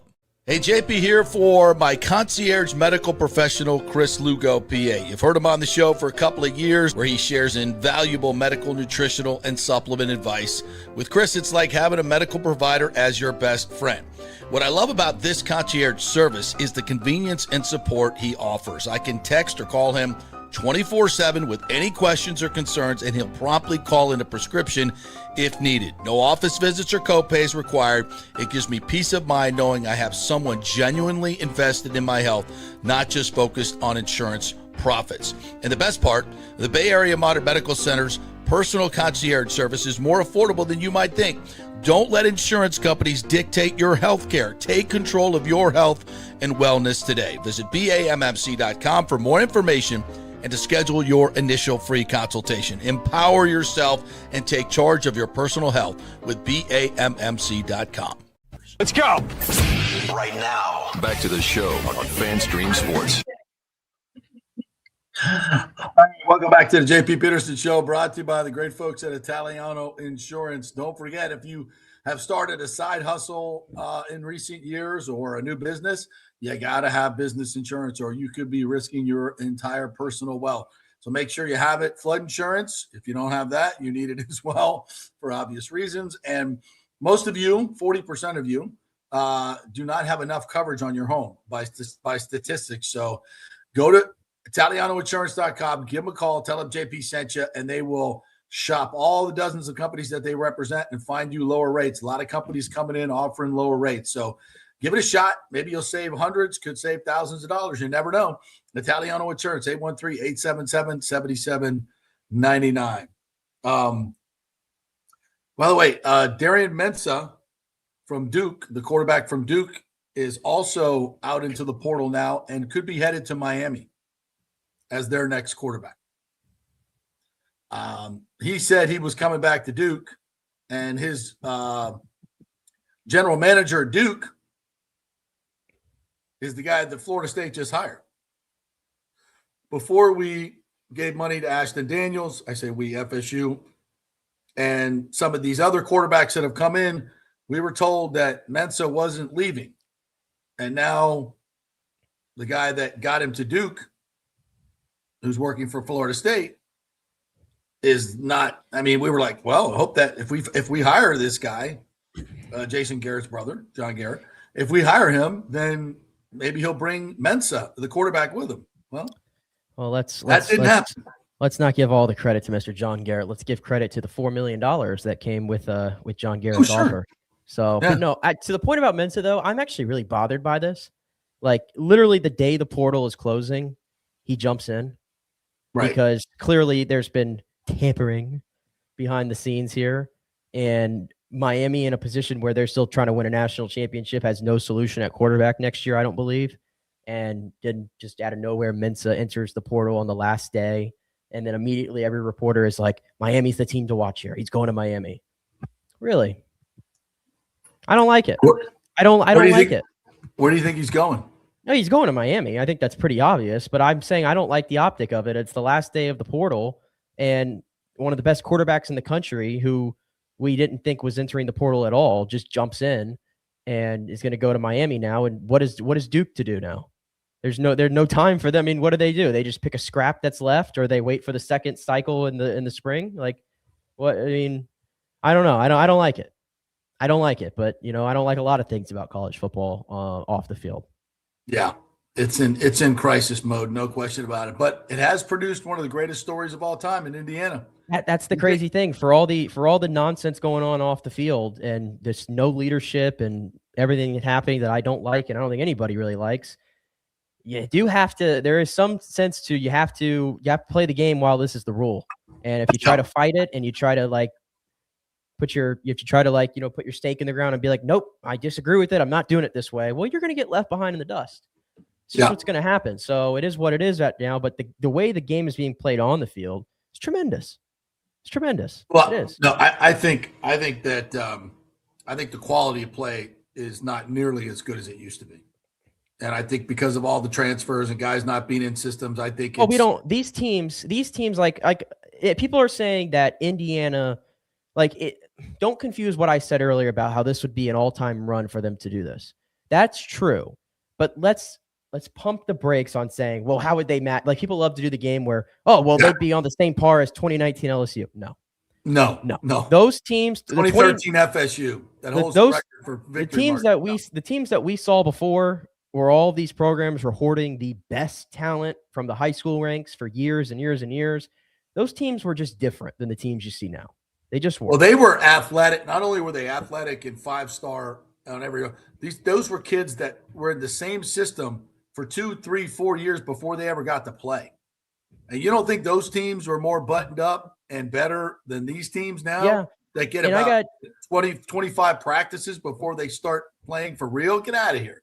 I got news for you. If the portal never existed in the way it is now, it would not have shocked me if the University of Georgia would be on some crazy 3-4 run of winning national 100%. Championships. Yeah. The reason why, Georgia is still a phenomenal football team and can make the playoff and everything, they don't have the advantage across the board that they did even 3-4 years ago. I don't think Nick Saban can coach football anymore.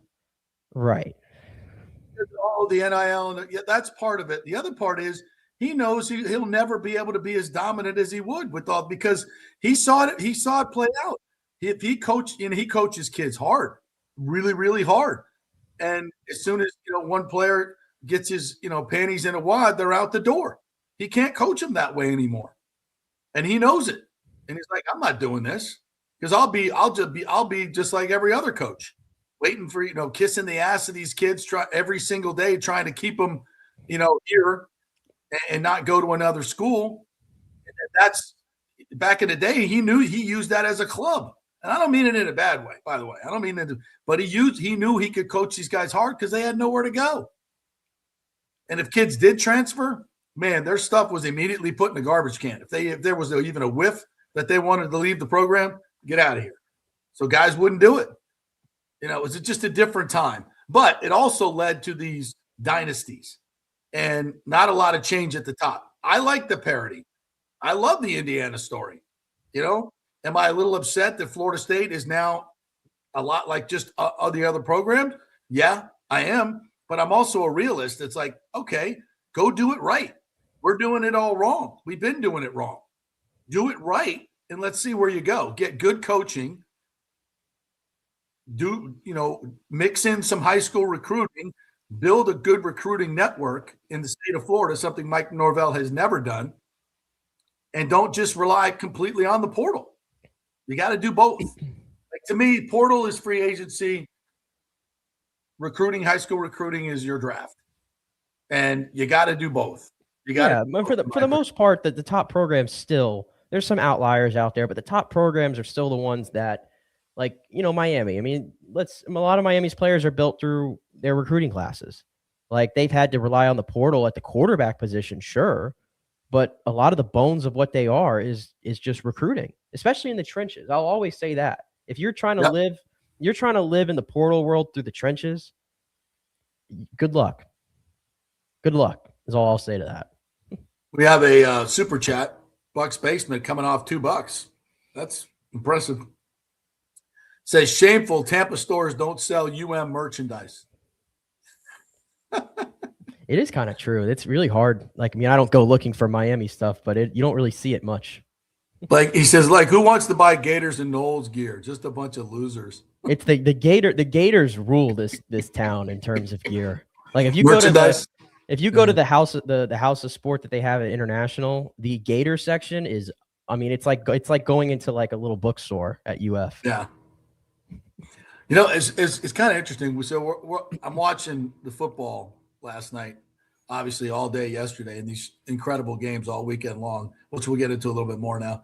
But so we have 5 boys here aged like 13 to 14 in that range. No interest in the NFL at all. No interest in watching the game.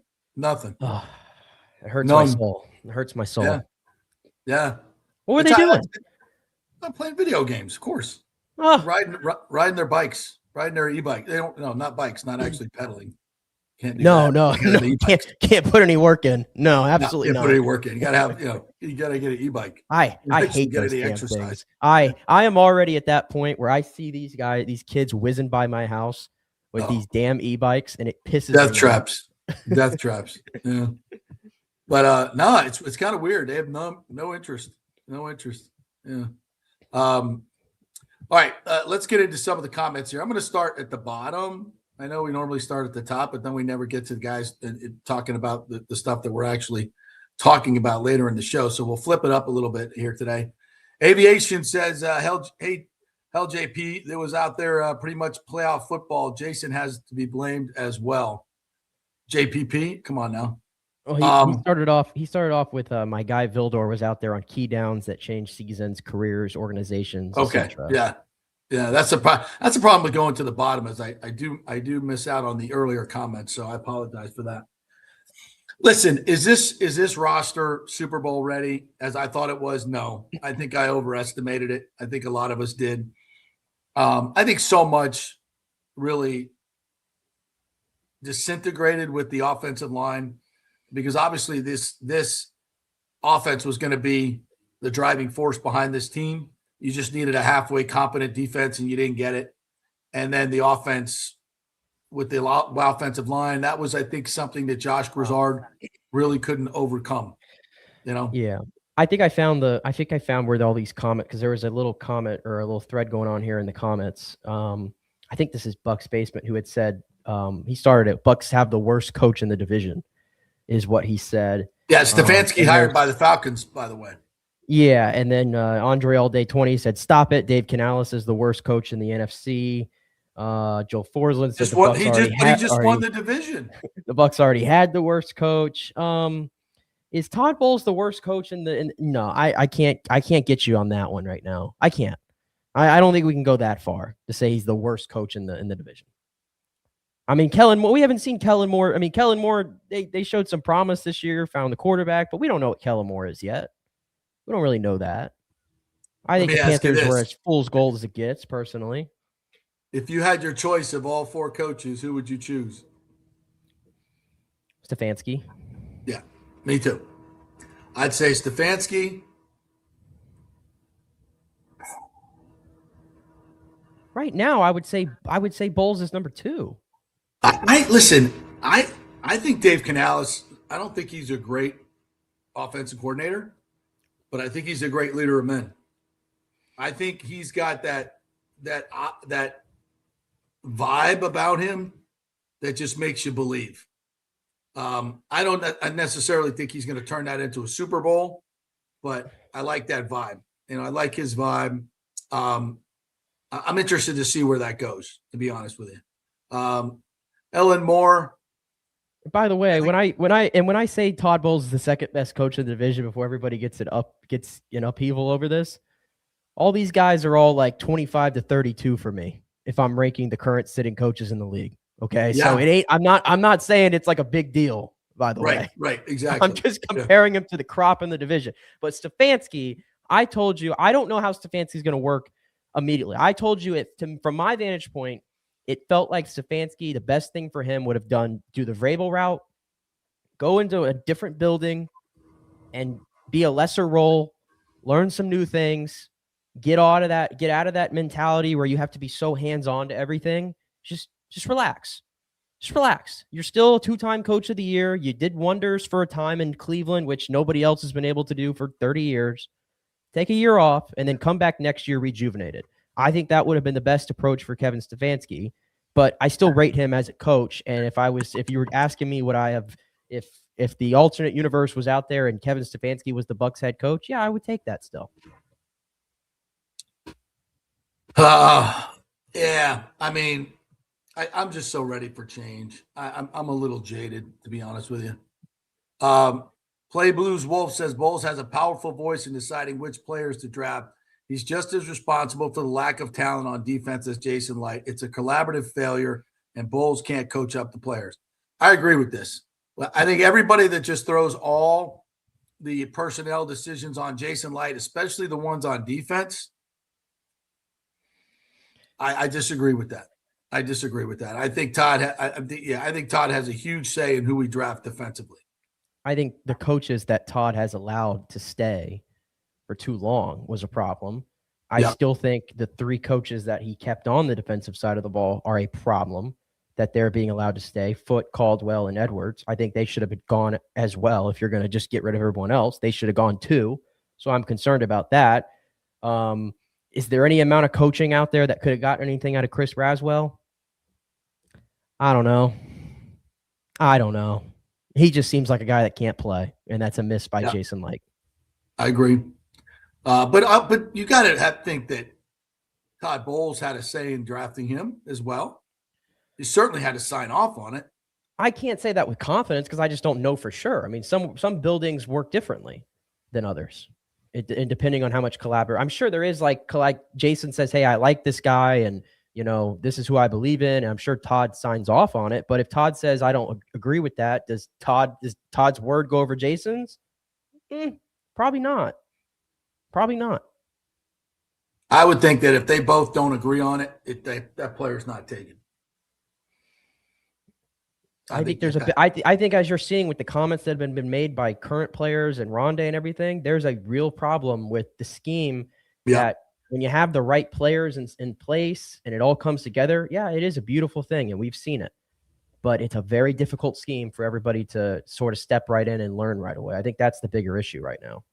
To that point, Mike H says, I saw more tightly contested catches or defended passes the last 2 weeks than any time I can remember. Yeah, because you watch a lot of Bucs football and the guys are wide freaking open. I mean, that's one thing I think is dramatic when you watch Bucs football compared to other teams. And that's how wide open players are constantly in this secondary. By the way, did you get a kick out of it like I did? You're watching Carlton Davis just catch everything all of a sudden. Did you see the play he made yesterday? The interception? Yeah. Getting his knee in. I mean, come on. Really? You couldn't. Yeah, he's couldn't catch a cold in Tampa. I know. Yeah, that's interesting. So, and we haven't really talked a lot about these particular games, but there's a lot of consternation going on about the Brandon Cooks interception / catch, and then the play yesterday, which a lot of people, when you slow it down and you stop, you go with a freeze frame. I get it. It looks weird, but just to me, those plays look different to me. Now, I'll be the first to bitch and moan about officiating, how it's not constant. And I think we've gotten to the point that we've seen so much absurdity, how there's no consistency to any of it when it comes to these type of situations, what's a catch and what's not a catch.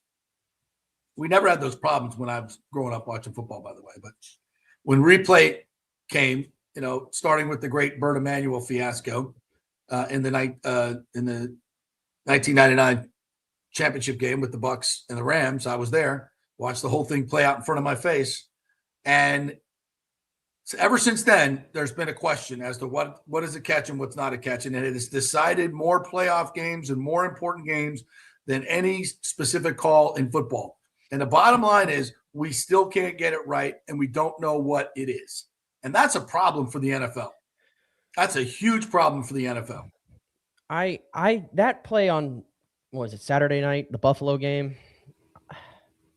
I guess based on what they constitute in the rule book of what it has to take for it to be a completed catch, then it wasn't a catch. And it's an interception. And I have no problem with that if that's the ruling. I think the issue comes down to the lack of transparency, and Sean McDermott was pretty vocal after the game about it.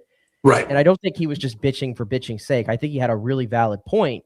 It's that this is a game, this is a playoff game. We're in overtime. This is a big moment in this game. This is a critical moment. This is going to decide basically who wins and loses this game, this call. Right. Don't you think we should sort of settle down a little bit and take a little time and really look this one over? 100%. And they didn't even have, Carl Cheffers, the referee, they didn't even have him take a look at it. It just immediately goes, oh, well, New York's handling it. Yeah. I don't know who's in New York. Yeah. I don't know what their credentials are. They're also, million or thousands of miles away. Nameless, faceless. In a boardroom. Anonymous. They're not. Exactly. Like, that is an issue for me. So, like, the fact that he was really upset that they didn't even look at it, like the main referees, and they had someone else look at it and they said, oh, they confirmed the call. That's not good enough for me. That explanation doesn't fly. I think that's the issue. As for the actual call, I do think they got it right. I think it was an interception. Yeah. In the Brandon Cooks one, you think that was an interception? Yes. And I think anybody that is trying to take these still shots, please stop trying to judge plays on still shots. It doesn't, It has no relevance at all. I agree. 100%. Also, Caleb Williams yesterday, incredible comebacks performance, but also very average in his accuracy for most of the game. He makes these spectacular plays, but his problem is he doesn't make the gimmies. And he had a 5-yard out in that drive that before the interception that would have kept the things going. He just seems to miss, and that's why his completion percentage is so low. He doesn't get the gimmies, and you got to take those. You got to be able to execute those, and he'll learn. I think he'll get better. I'm so impressed, and I never thought he would amount to anything, especially early on, and would be one of those guys that just kind of flushes out because he wasn't given time to really, really develop and mature in this league. I think he's taking giant steps this year. I think he's got a ways to go, but he's certainly heading in the right direction. And I think this was a great learning experience for him in a lot of different ways. The Bears were living on the edge all year long. Yes. With their ridiculous plus 33 takeaway and 7 comebacks. That's not sustainable. But I think what is sustainable is they surrounded him with some playmakers, and when they need to go, they can go. And they need to be a little bit more aggressive so they don't have to come back all the time. But I was impressed by Caleb Williams and his post-game press conference. I think this kid is grown up a lot in the last year. What are your thoughts? Yeah, to me, it's all about the arm talent is insane. I don't want to say it's second to none but he's certainly on that short list of guys. Like the throw he made in overtime, like you count on one hand how many guys that have ever played in this league that would even dare to attempt that play and think that they'd have a confidence to even make it. Some of the throws he made the week prior the game against Green Bay, that to me, I thought it was the best quarterback performance of the wild card round. I really did. I know he had the picks and stuff. I just think the throws he was making and the moments he made them against Green Bay, I thought he was phenomenal. He's got to get better in structure. And that's sort of one thing they've got to coach him up a little bit and see if they can get better. But in terms of you get that guy out of the pocket, he's a keyhole thrower. He's a keyhole thrower. And a guy like that, and you're going to ride with it. And he can just do things that other guys can. And, I think they hit on, Colston Loveland I think he's already a top 5 tight end in football. He just moves differently than most tight ends that I've seen. I think Luther Burden, you give him the Roma Dunze targets and plays. I think he'll be your wide receiver 1 next year. Like Ben Johnson is absolutely the guy. And you talk about another guy that maybe, I know you had thoughts on Ben Johnson. Could he lead a locker room? Could he do this? Hell yeah, he can. Yeah, he can. Hell yeah, he can. That dude's got a lot of bite to him and a lot of nonsense. And I like it a lot. And you marry it with what he does from a play calling standpoint. I think this has staying power. I think last year Washington was because a lot of people are comparing them to Washington last year. Is this just a flash in the pan? No, I think Washington was pretty obviously way more flash in the pan, and especially with what they did in the offseason by just getting a bunch of old guys who were past their prime, and the second they got injuries, they fell off. It's not like that in Chicago. There's a lot of young nucleus there, and I think they're going to be here for a while. All right, the Patriots beat the Texans 28-16, and C.J. Stroud throws a career-high 4 interceptions, and it was worse than that. 20 of 47, 212 yards, 1 touchdown, a career-low passer rating of 28, a defense that, Lord, they kept coming back time and time and time again. If he just commits 3 turnovers, I think they win that game. I mean, listen, lots of credit to New England. They're so smart. They play a lot like the old Belichick teams. And Drake May, man, I think the Patriots are in, and I know they played a soft schedule this year, but I think they're in line for a really good run with that group. That being said, the CJ Stroud thing was, I don't know if I've seen a quarterback more checked out. Every close-up shot that they had of him was just deer in the headlights, or even worse than that, like just expressionless, like nothing, no juice, no nothing. And this guy has been chasing a rookie season that just may have been a complete illusion. And I got to kind of laugh. Did you see Ryan Clark's impassioned? Oh my gosh. Holy hell, man. That why was he like, he was like yelling at the TV, and he was the only one that like was up there on that panel that was like saying that they need to let CJ go out there and prove it. Like, by the way, I just want to point out they have the same agent. Yeah. Well, and among other things that they share. You got the same agent. Just want to point that out there. That seems to be a common theme with the certain quarterbacks and certain players that you see. Even Orlovsky does the same thing. He tends to defend certain quarterbacks who just happenstance have the same agent as his. I wonder why. Yeah, that was. Well, that was I just on this MLK Day, I'd like to say I have a dream. I have a dream that one day Ryan Clark will judge a player not by the color of his skin, but by the content of his 4-interception game. I think it was just more the agent thing, I have a dream. Me personally, I have a dream. But point if that being, was Josh Allen or Justin Herbert, he would have crushed them. I think the point being, though, it's just, well, whatever.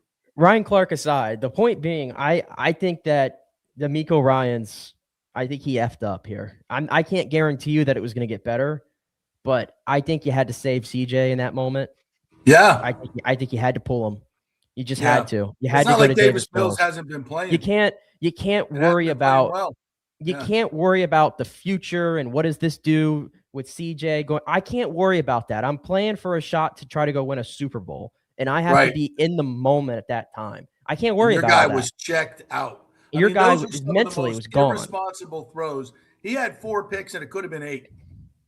It could have been 8. It's not. It's the fumble. I mean, 5 fumbles the week prior. It's like we have never seen. I don't think I've ever seen a quarterback just completely shut down like this in playoff games. And it's amazing because you go back to his rookie year, he just was so calm. He was so composed. All those words we use to describe young quarterbacks and how they're usually really frantic. Well, he had a great offensive line and was really in sync with his weapons.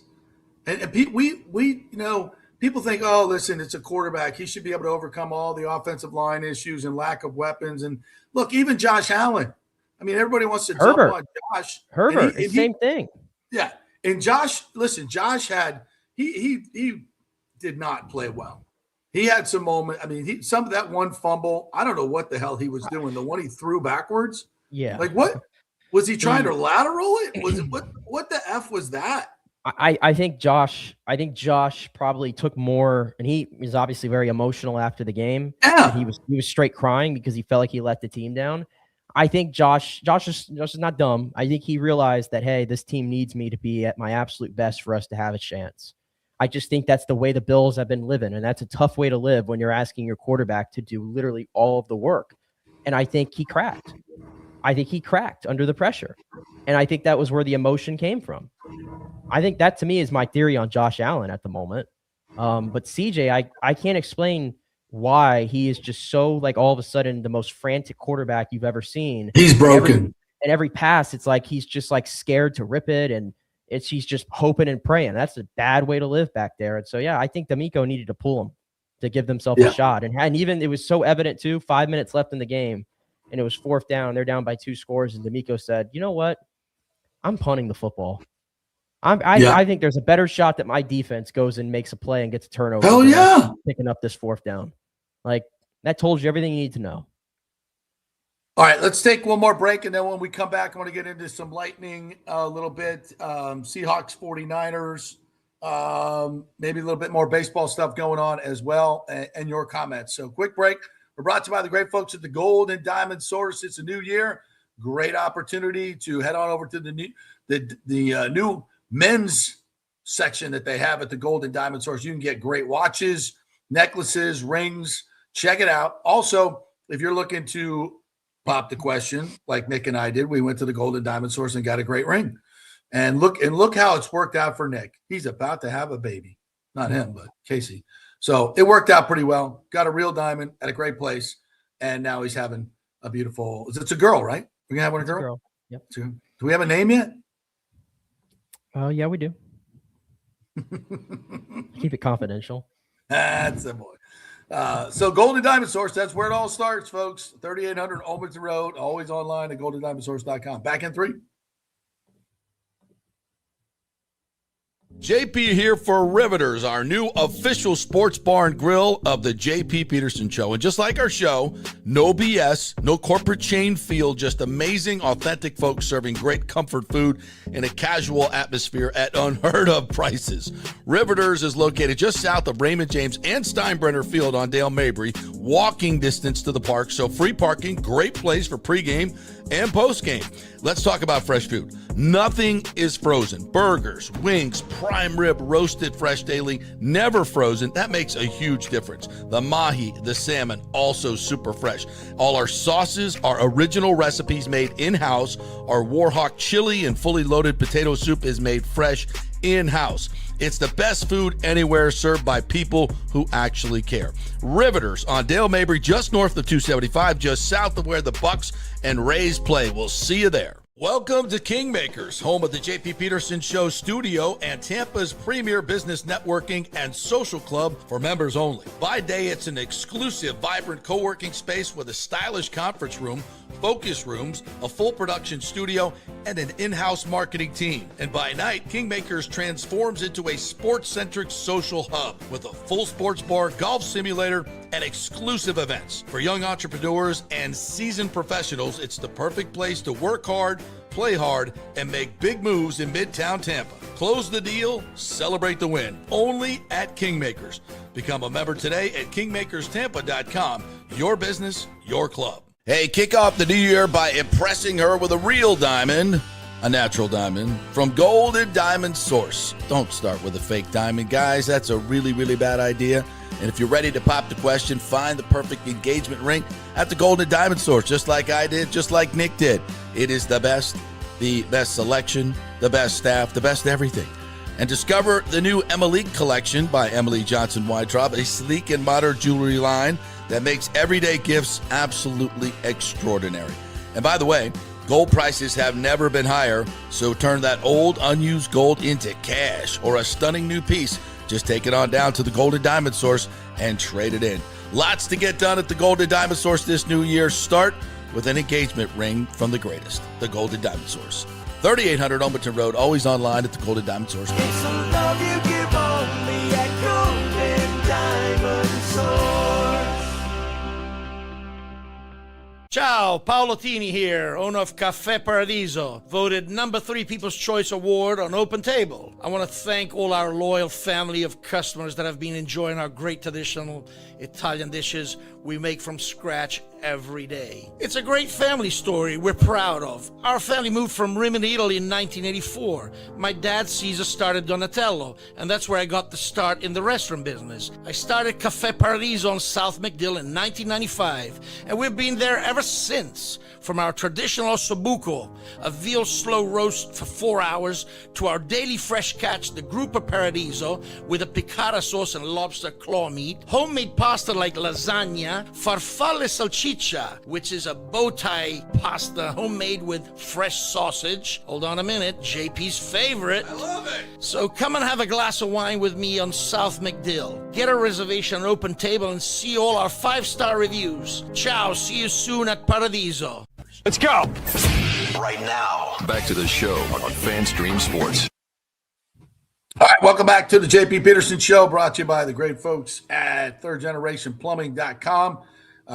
They're doing a special right now, $169. You get 2 maintenance visits a year, which is cheaper than the actual one visit. You get that's going to cost you more. Or if you have an emergency call and you got to get your drain line cleaned or something like that, it's going to cost you a lot more than $169.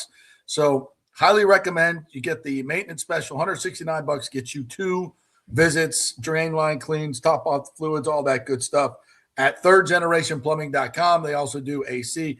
And if you're looking for a job, if you're an AC tech or a plumbing tech, they are hiring. They are slammed busy because, of course, they advertise on this show.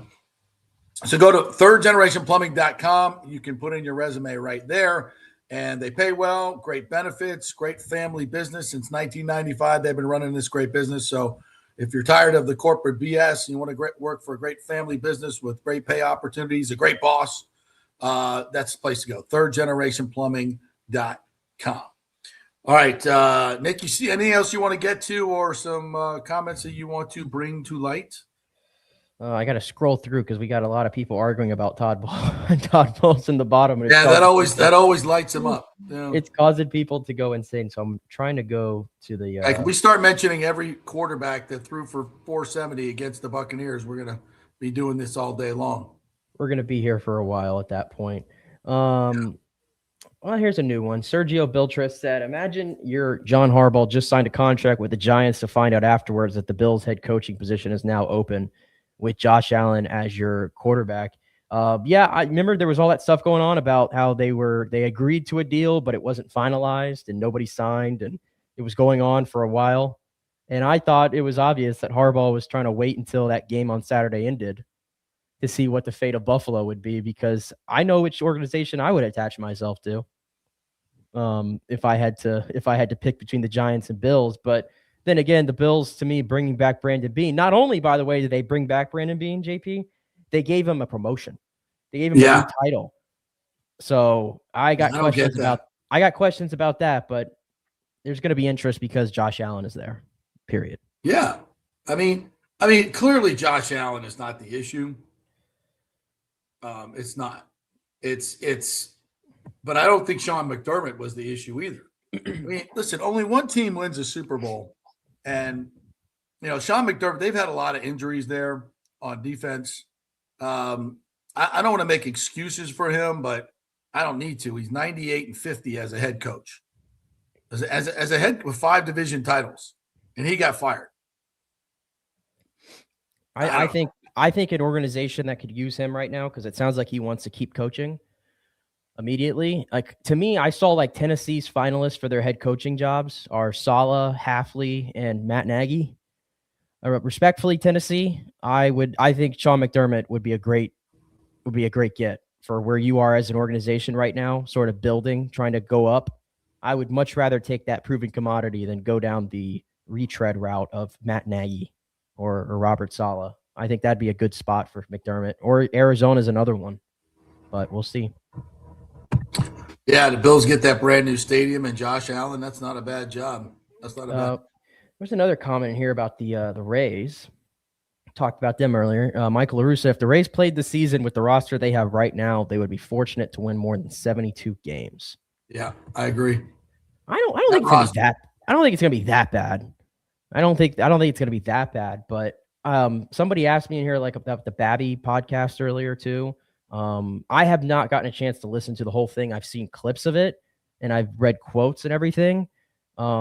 I would just say, like, it sounds like they are trying to have this aligned when the stadium comes to have the team ready to go by then. Right. It sounds like am I on track there about with what he said? Well, I thought the Times headline was very misleading because they put in there, in crisis.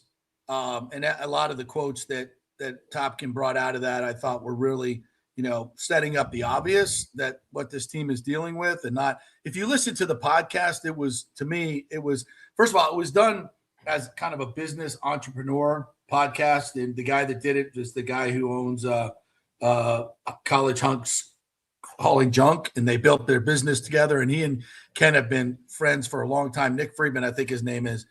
So it wasn't really like a baseball podcast. It was more like business wise.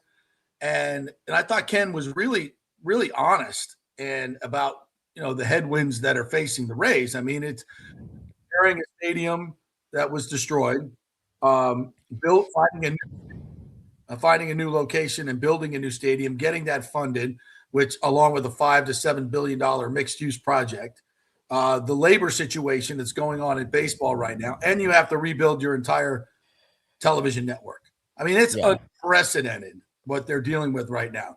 But it wasn't this Stu Sternberg, I don't know what we're going to do. It's like, it was just a lot, and I'm really uncomfortable spending this money.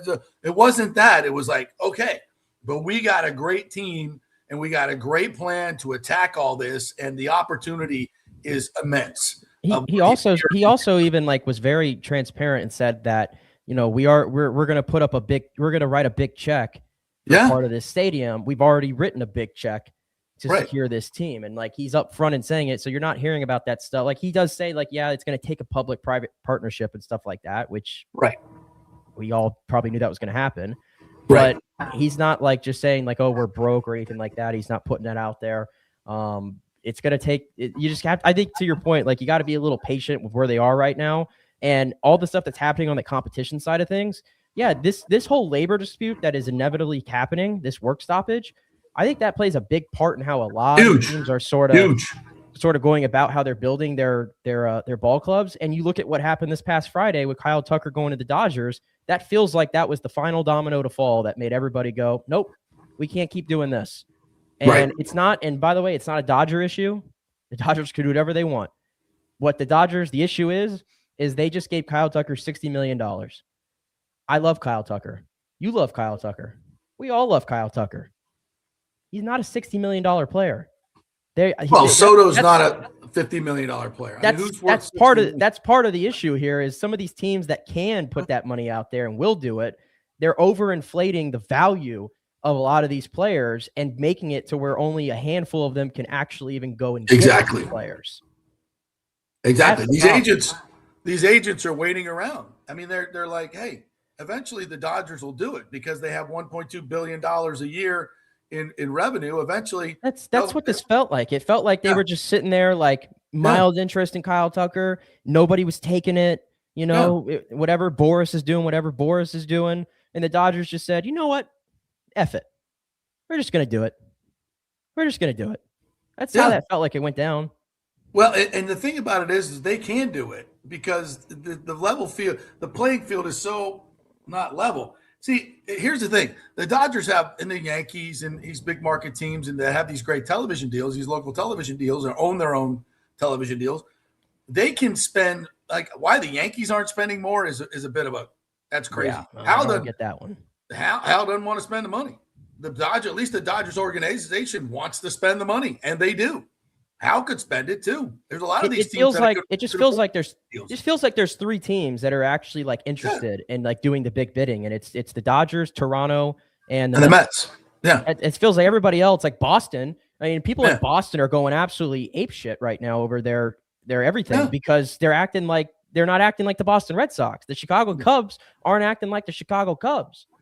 They can do it if they wanted to, and it's become ridiculous. And I think what the Rays are doing is like, look, let's just chill, find out what this landscape is going to be, get our house in order right now. Like all these things that are on their plate.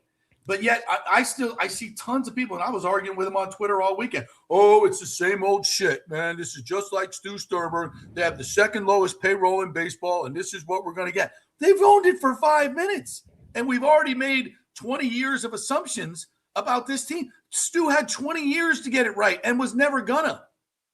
Ballpark scam after tucking money into his pocket, didn't give a rat's ass, and fooled all of you into thinking he was some type of a real owner that was getting after it.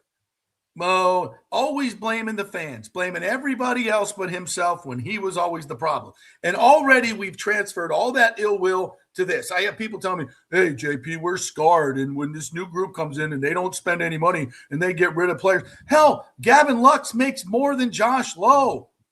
When's the last time we brought in a player? And I'm not thrilled with that move. Don't get me wrong. But when did we bring in a player that makes twice as much as a player that we gave away? Never. So it's at least it's not just all salary dump. and they're not done. Hopefully they'll go add something else. But if they don't, this is all about getting their house in order to move forward. As I point to the Baltimore Orioles, they have a billionaire owner who came in and said, it didn't spend wildly right away. He just kind of got the lay of the land, got the stadium situation and the upgrade to that worked out, and then went out and bought Pete Alonso the next year when he had some cost certainty as to what he was going to make and what he's going to point out. But yet we all want to shit on this group already. And they've been here 4 months, and they've done something that took Stu Sternberg 18 years to do, and that's find a location. I mean, my God, can we not give a little bit of patience to these guys? Is this the lineup that I want? No. Is this the roster that I want? Absolutely not. But I'm not going to start making broad-based accusations on this group. And I'm here to tell you, folks, that's not going to help the situation. If you're a Rays fan, get on board and let's support this group instead of crapping on them right away. And a lot of this is coming from, obviously, the Times and the hit piece that they do this weekend on the Ken Babby podcast. You could look at that podcast. If you look at that podcast and say, that's the quote that I want to take out of it, you got to be out of your mind. That's the headline quote. The headline quote is, listen, we got a talented group of people that really care about this community and have deep pockets and have a plan. And I've done this at minor league baseball, and I'm going to get after it in Major League Baseball. That's what I got out of that podcast. It was really, really good. Go watch it. I think you'll like Ken Babby afterwards and feel like these guys are really going to get it done. Yeah. I just can't have a $300 million payroll and a $3 billion stadium and pay for all of it overnight, which is what you guys want. I just think I just think where I'm at with it is would I love if the Rays had gone out in the offseason. Maybe they still will. Things are still happening. Would I love if they went out and added another bat to this lineup? Sure. Yes. Of course I would. Does everybody want to win games? Yeah, we all want to win games. Nobody wants to watch a mediocre baseball team. We don't. But the first order of business, the most important order of business because of the failures of the past regime at the moment, and given where hard deadlines are on things and stuff has to happen now, is all about the stadium. Like that, to me, that's where we're at. We're in a unique position where I'm not saying I don't care about the on-field product, because I do. And I don't want to see a team, win 60 games or something like that. And I don't think it's going to be anywhere that bad. There's too much talent around there not for it to be that bad. But I need to get the stadium order in business first. I think that's the right prioritizing where things need to be. And also, side note, they're playing in the Trop right now. They're making the return. I like this little thing they did this past week where they announced that stuff where it used to be the party deck. Yeah. And they're making it, turning into that little social club where you get that all-inclusive ticket up there. Like full transparency. $50 beer, wine, and ballpark fare, all you can eat and drink. Full transparency. I've never thought about sitting up there before. Never have. And now I kind of have interest in it. It seems like a pretty cool thing they did. So yeah. And there's going to be a lot more of that. A lot more of that as they get in there and they see the things that they can do. But the thing is, and who is sad? Who, by the way, into the trade they made past Friday, because I know that happened right as Tucker dropped, so it got buried, rightfully so. Who is sad that Josh Lowe got traded? Is anybody really sad everybody, about this? Everybody. Yeah. I'm not devastated about that. He's never going to reach his potential. I think he showed that the last couple of years. What about Lux? How do you feel about Gavin Lux? Listen, paying that guy $5 million a year? Maybe a pipe dream. I would have loved to, Marte. We talked about that for a little bit, but clearly Arizona didn't really have interest in trading him. Is he an upgrade over Richie Palacios at second base? Yeah. Yeah. Yeah, he is.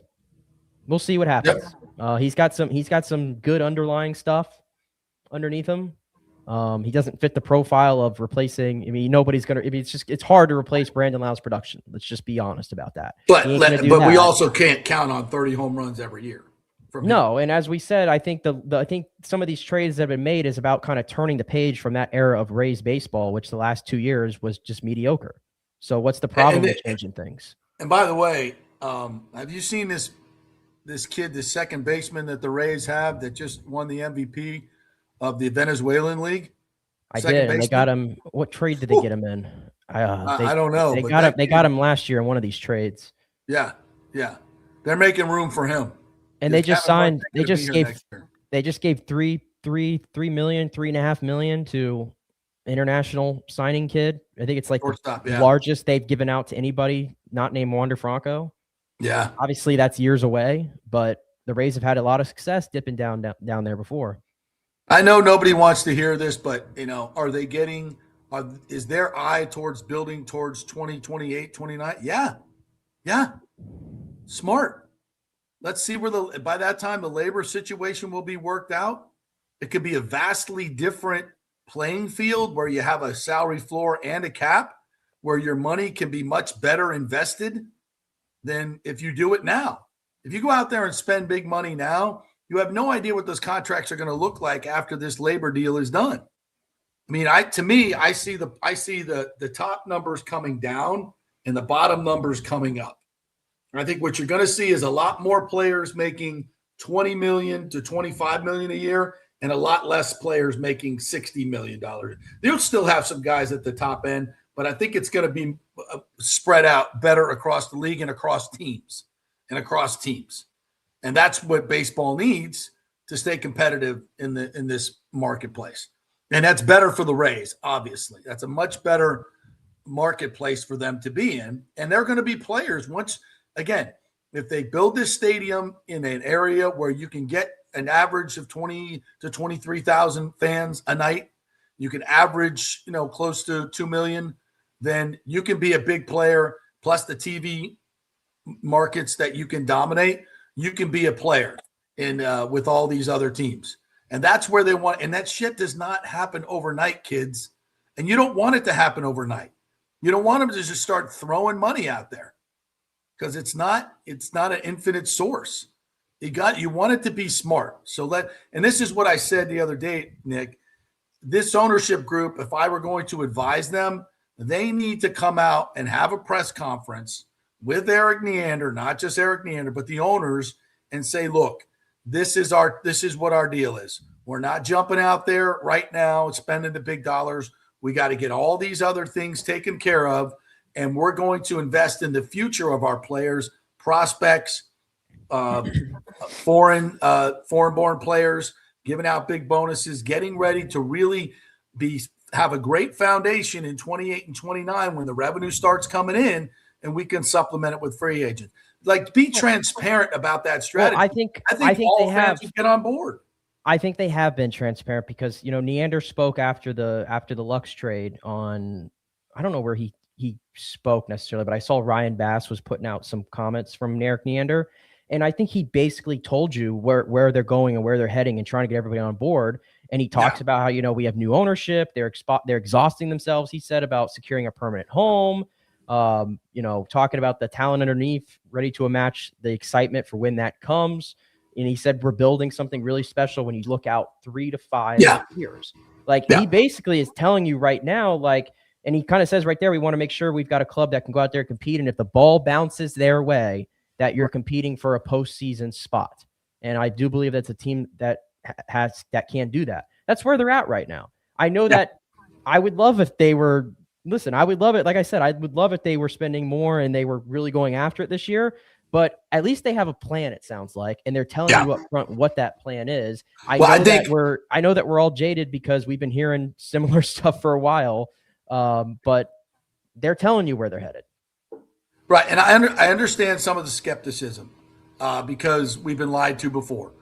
And I get it, but let's give this group a chance. And I know Neander is saying it, but I think it needs to come from the owners. I think that message needs to come from the owners as well, side by side with Neander. Like, this is what we're doing. We're going to wait to see where all this goes out. In the meantime, we're going to build from below and get ready to compete when we fix all this. Because you know what? Until this labor deal is done, it's going to be the Dodgers. That's it.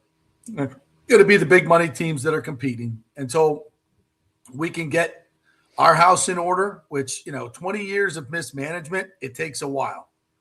It takes a while to fix this stuff, not only on the baseball level, but we've seen in other walks of life. When things get so screwed up, it takes a while to do it the right way. So let's have some patience. Let's have some patience. All right. Okay. Thanks to all you guys in the comment section. You were awesome. Don't forget to like and subscribe to our YouTube page. Just jump over there and say like and subscribe so we can get our subscribers up, and that would really help us. We appreciate you guys. Same on the podcast. Please, if you miss anything, you can always check it out on Apple and Spotify or wherever you get your podcast. Anything else from you, Nick?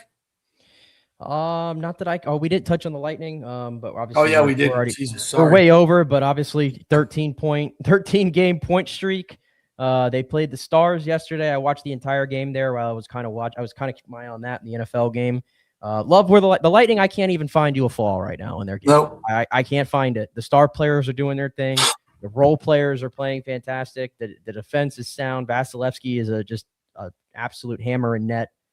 They're doing this with all the injuries. It's amazing. John Cooper should win the Jack Adams. It's the same stuff we've been talking about the Lightning for a long time. They are in such a good spot right now. Great organization, and that's how great organizations are run. And I think this new Braves group is very similar. We'll see how it goes. All right. Thank you, guys. Appreciate you. We will be enjoy the national championship game tonight. We will be back tomorrow with more fun and frivolity and wrap that whole thing up. We'll see you then.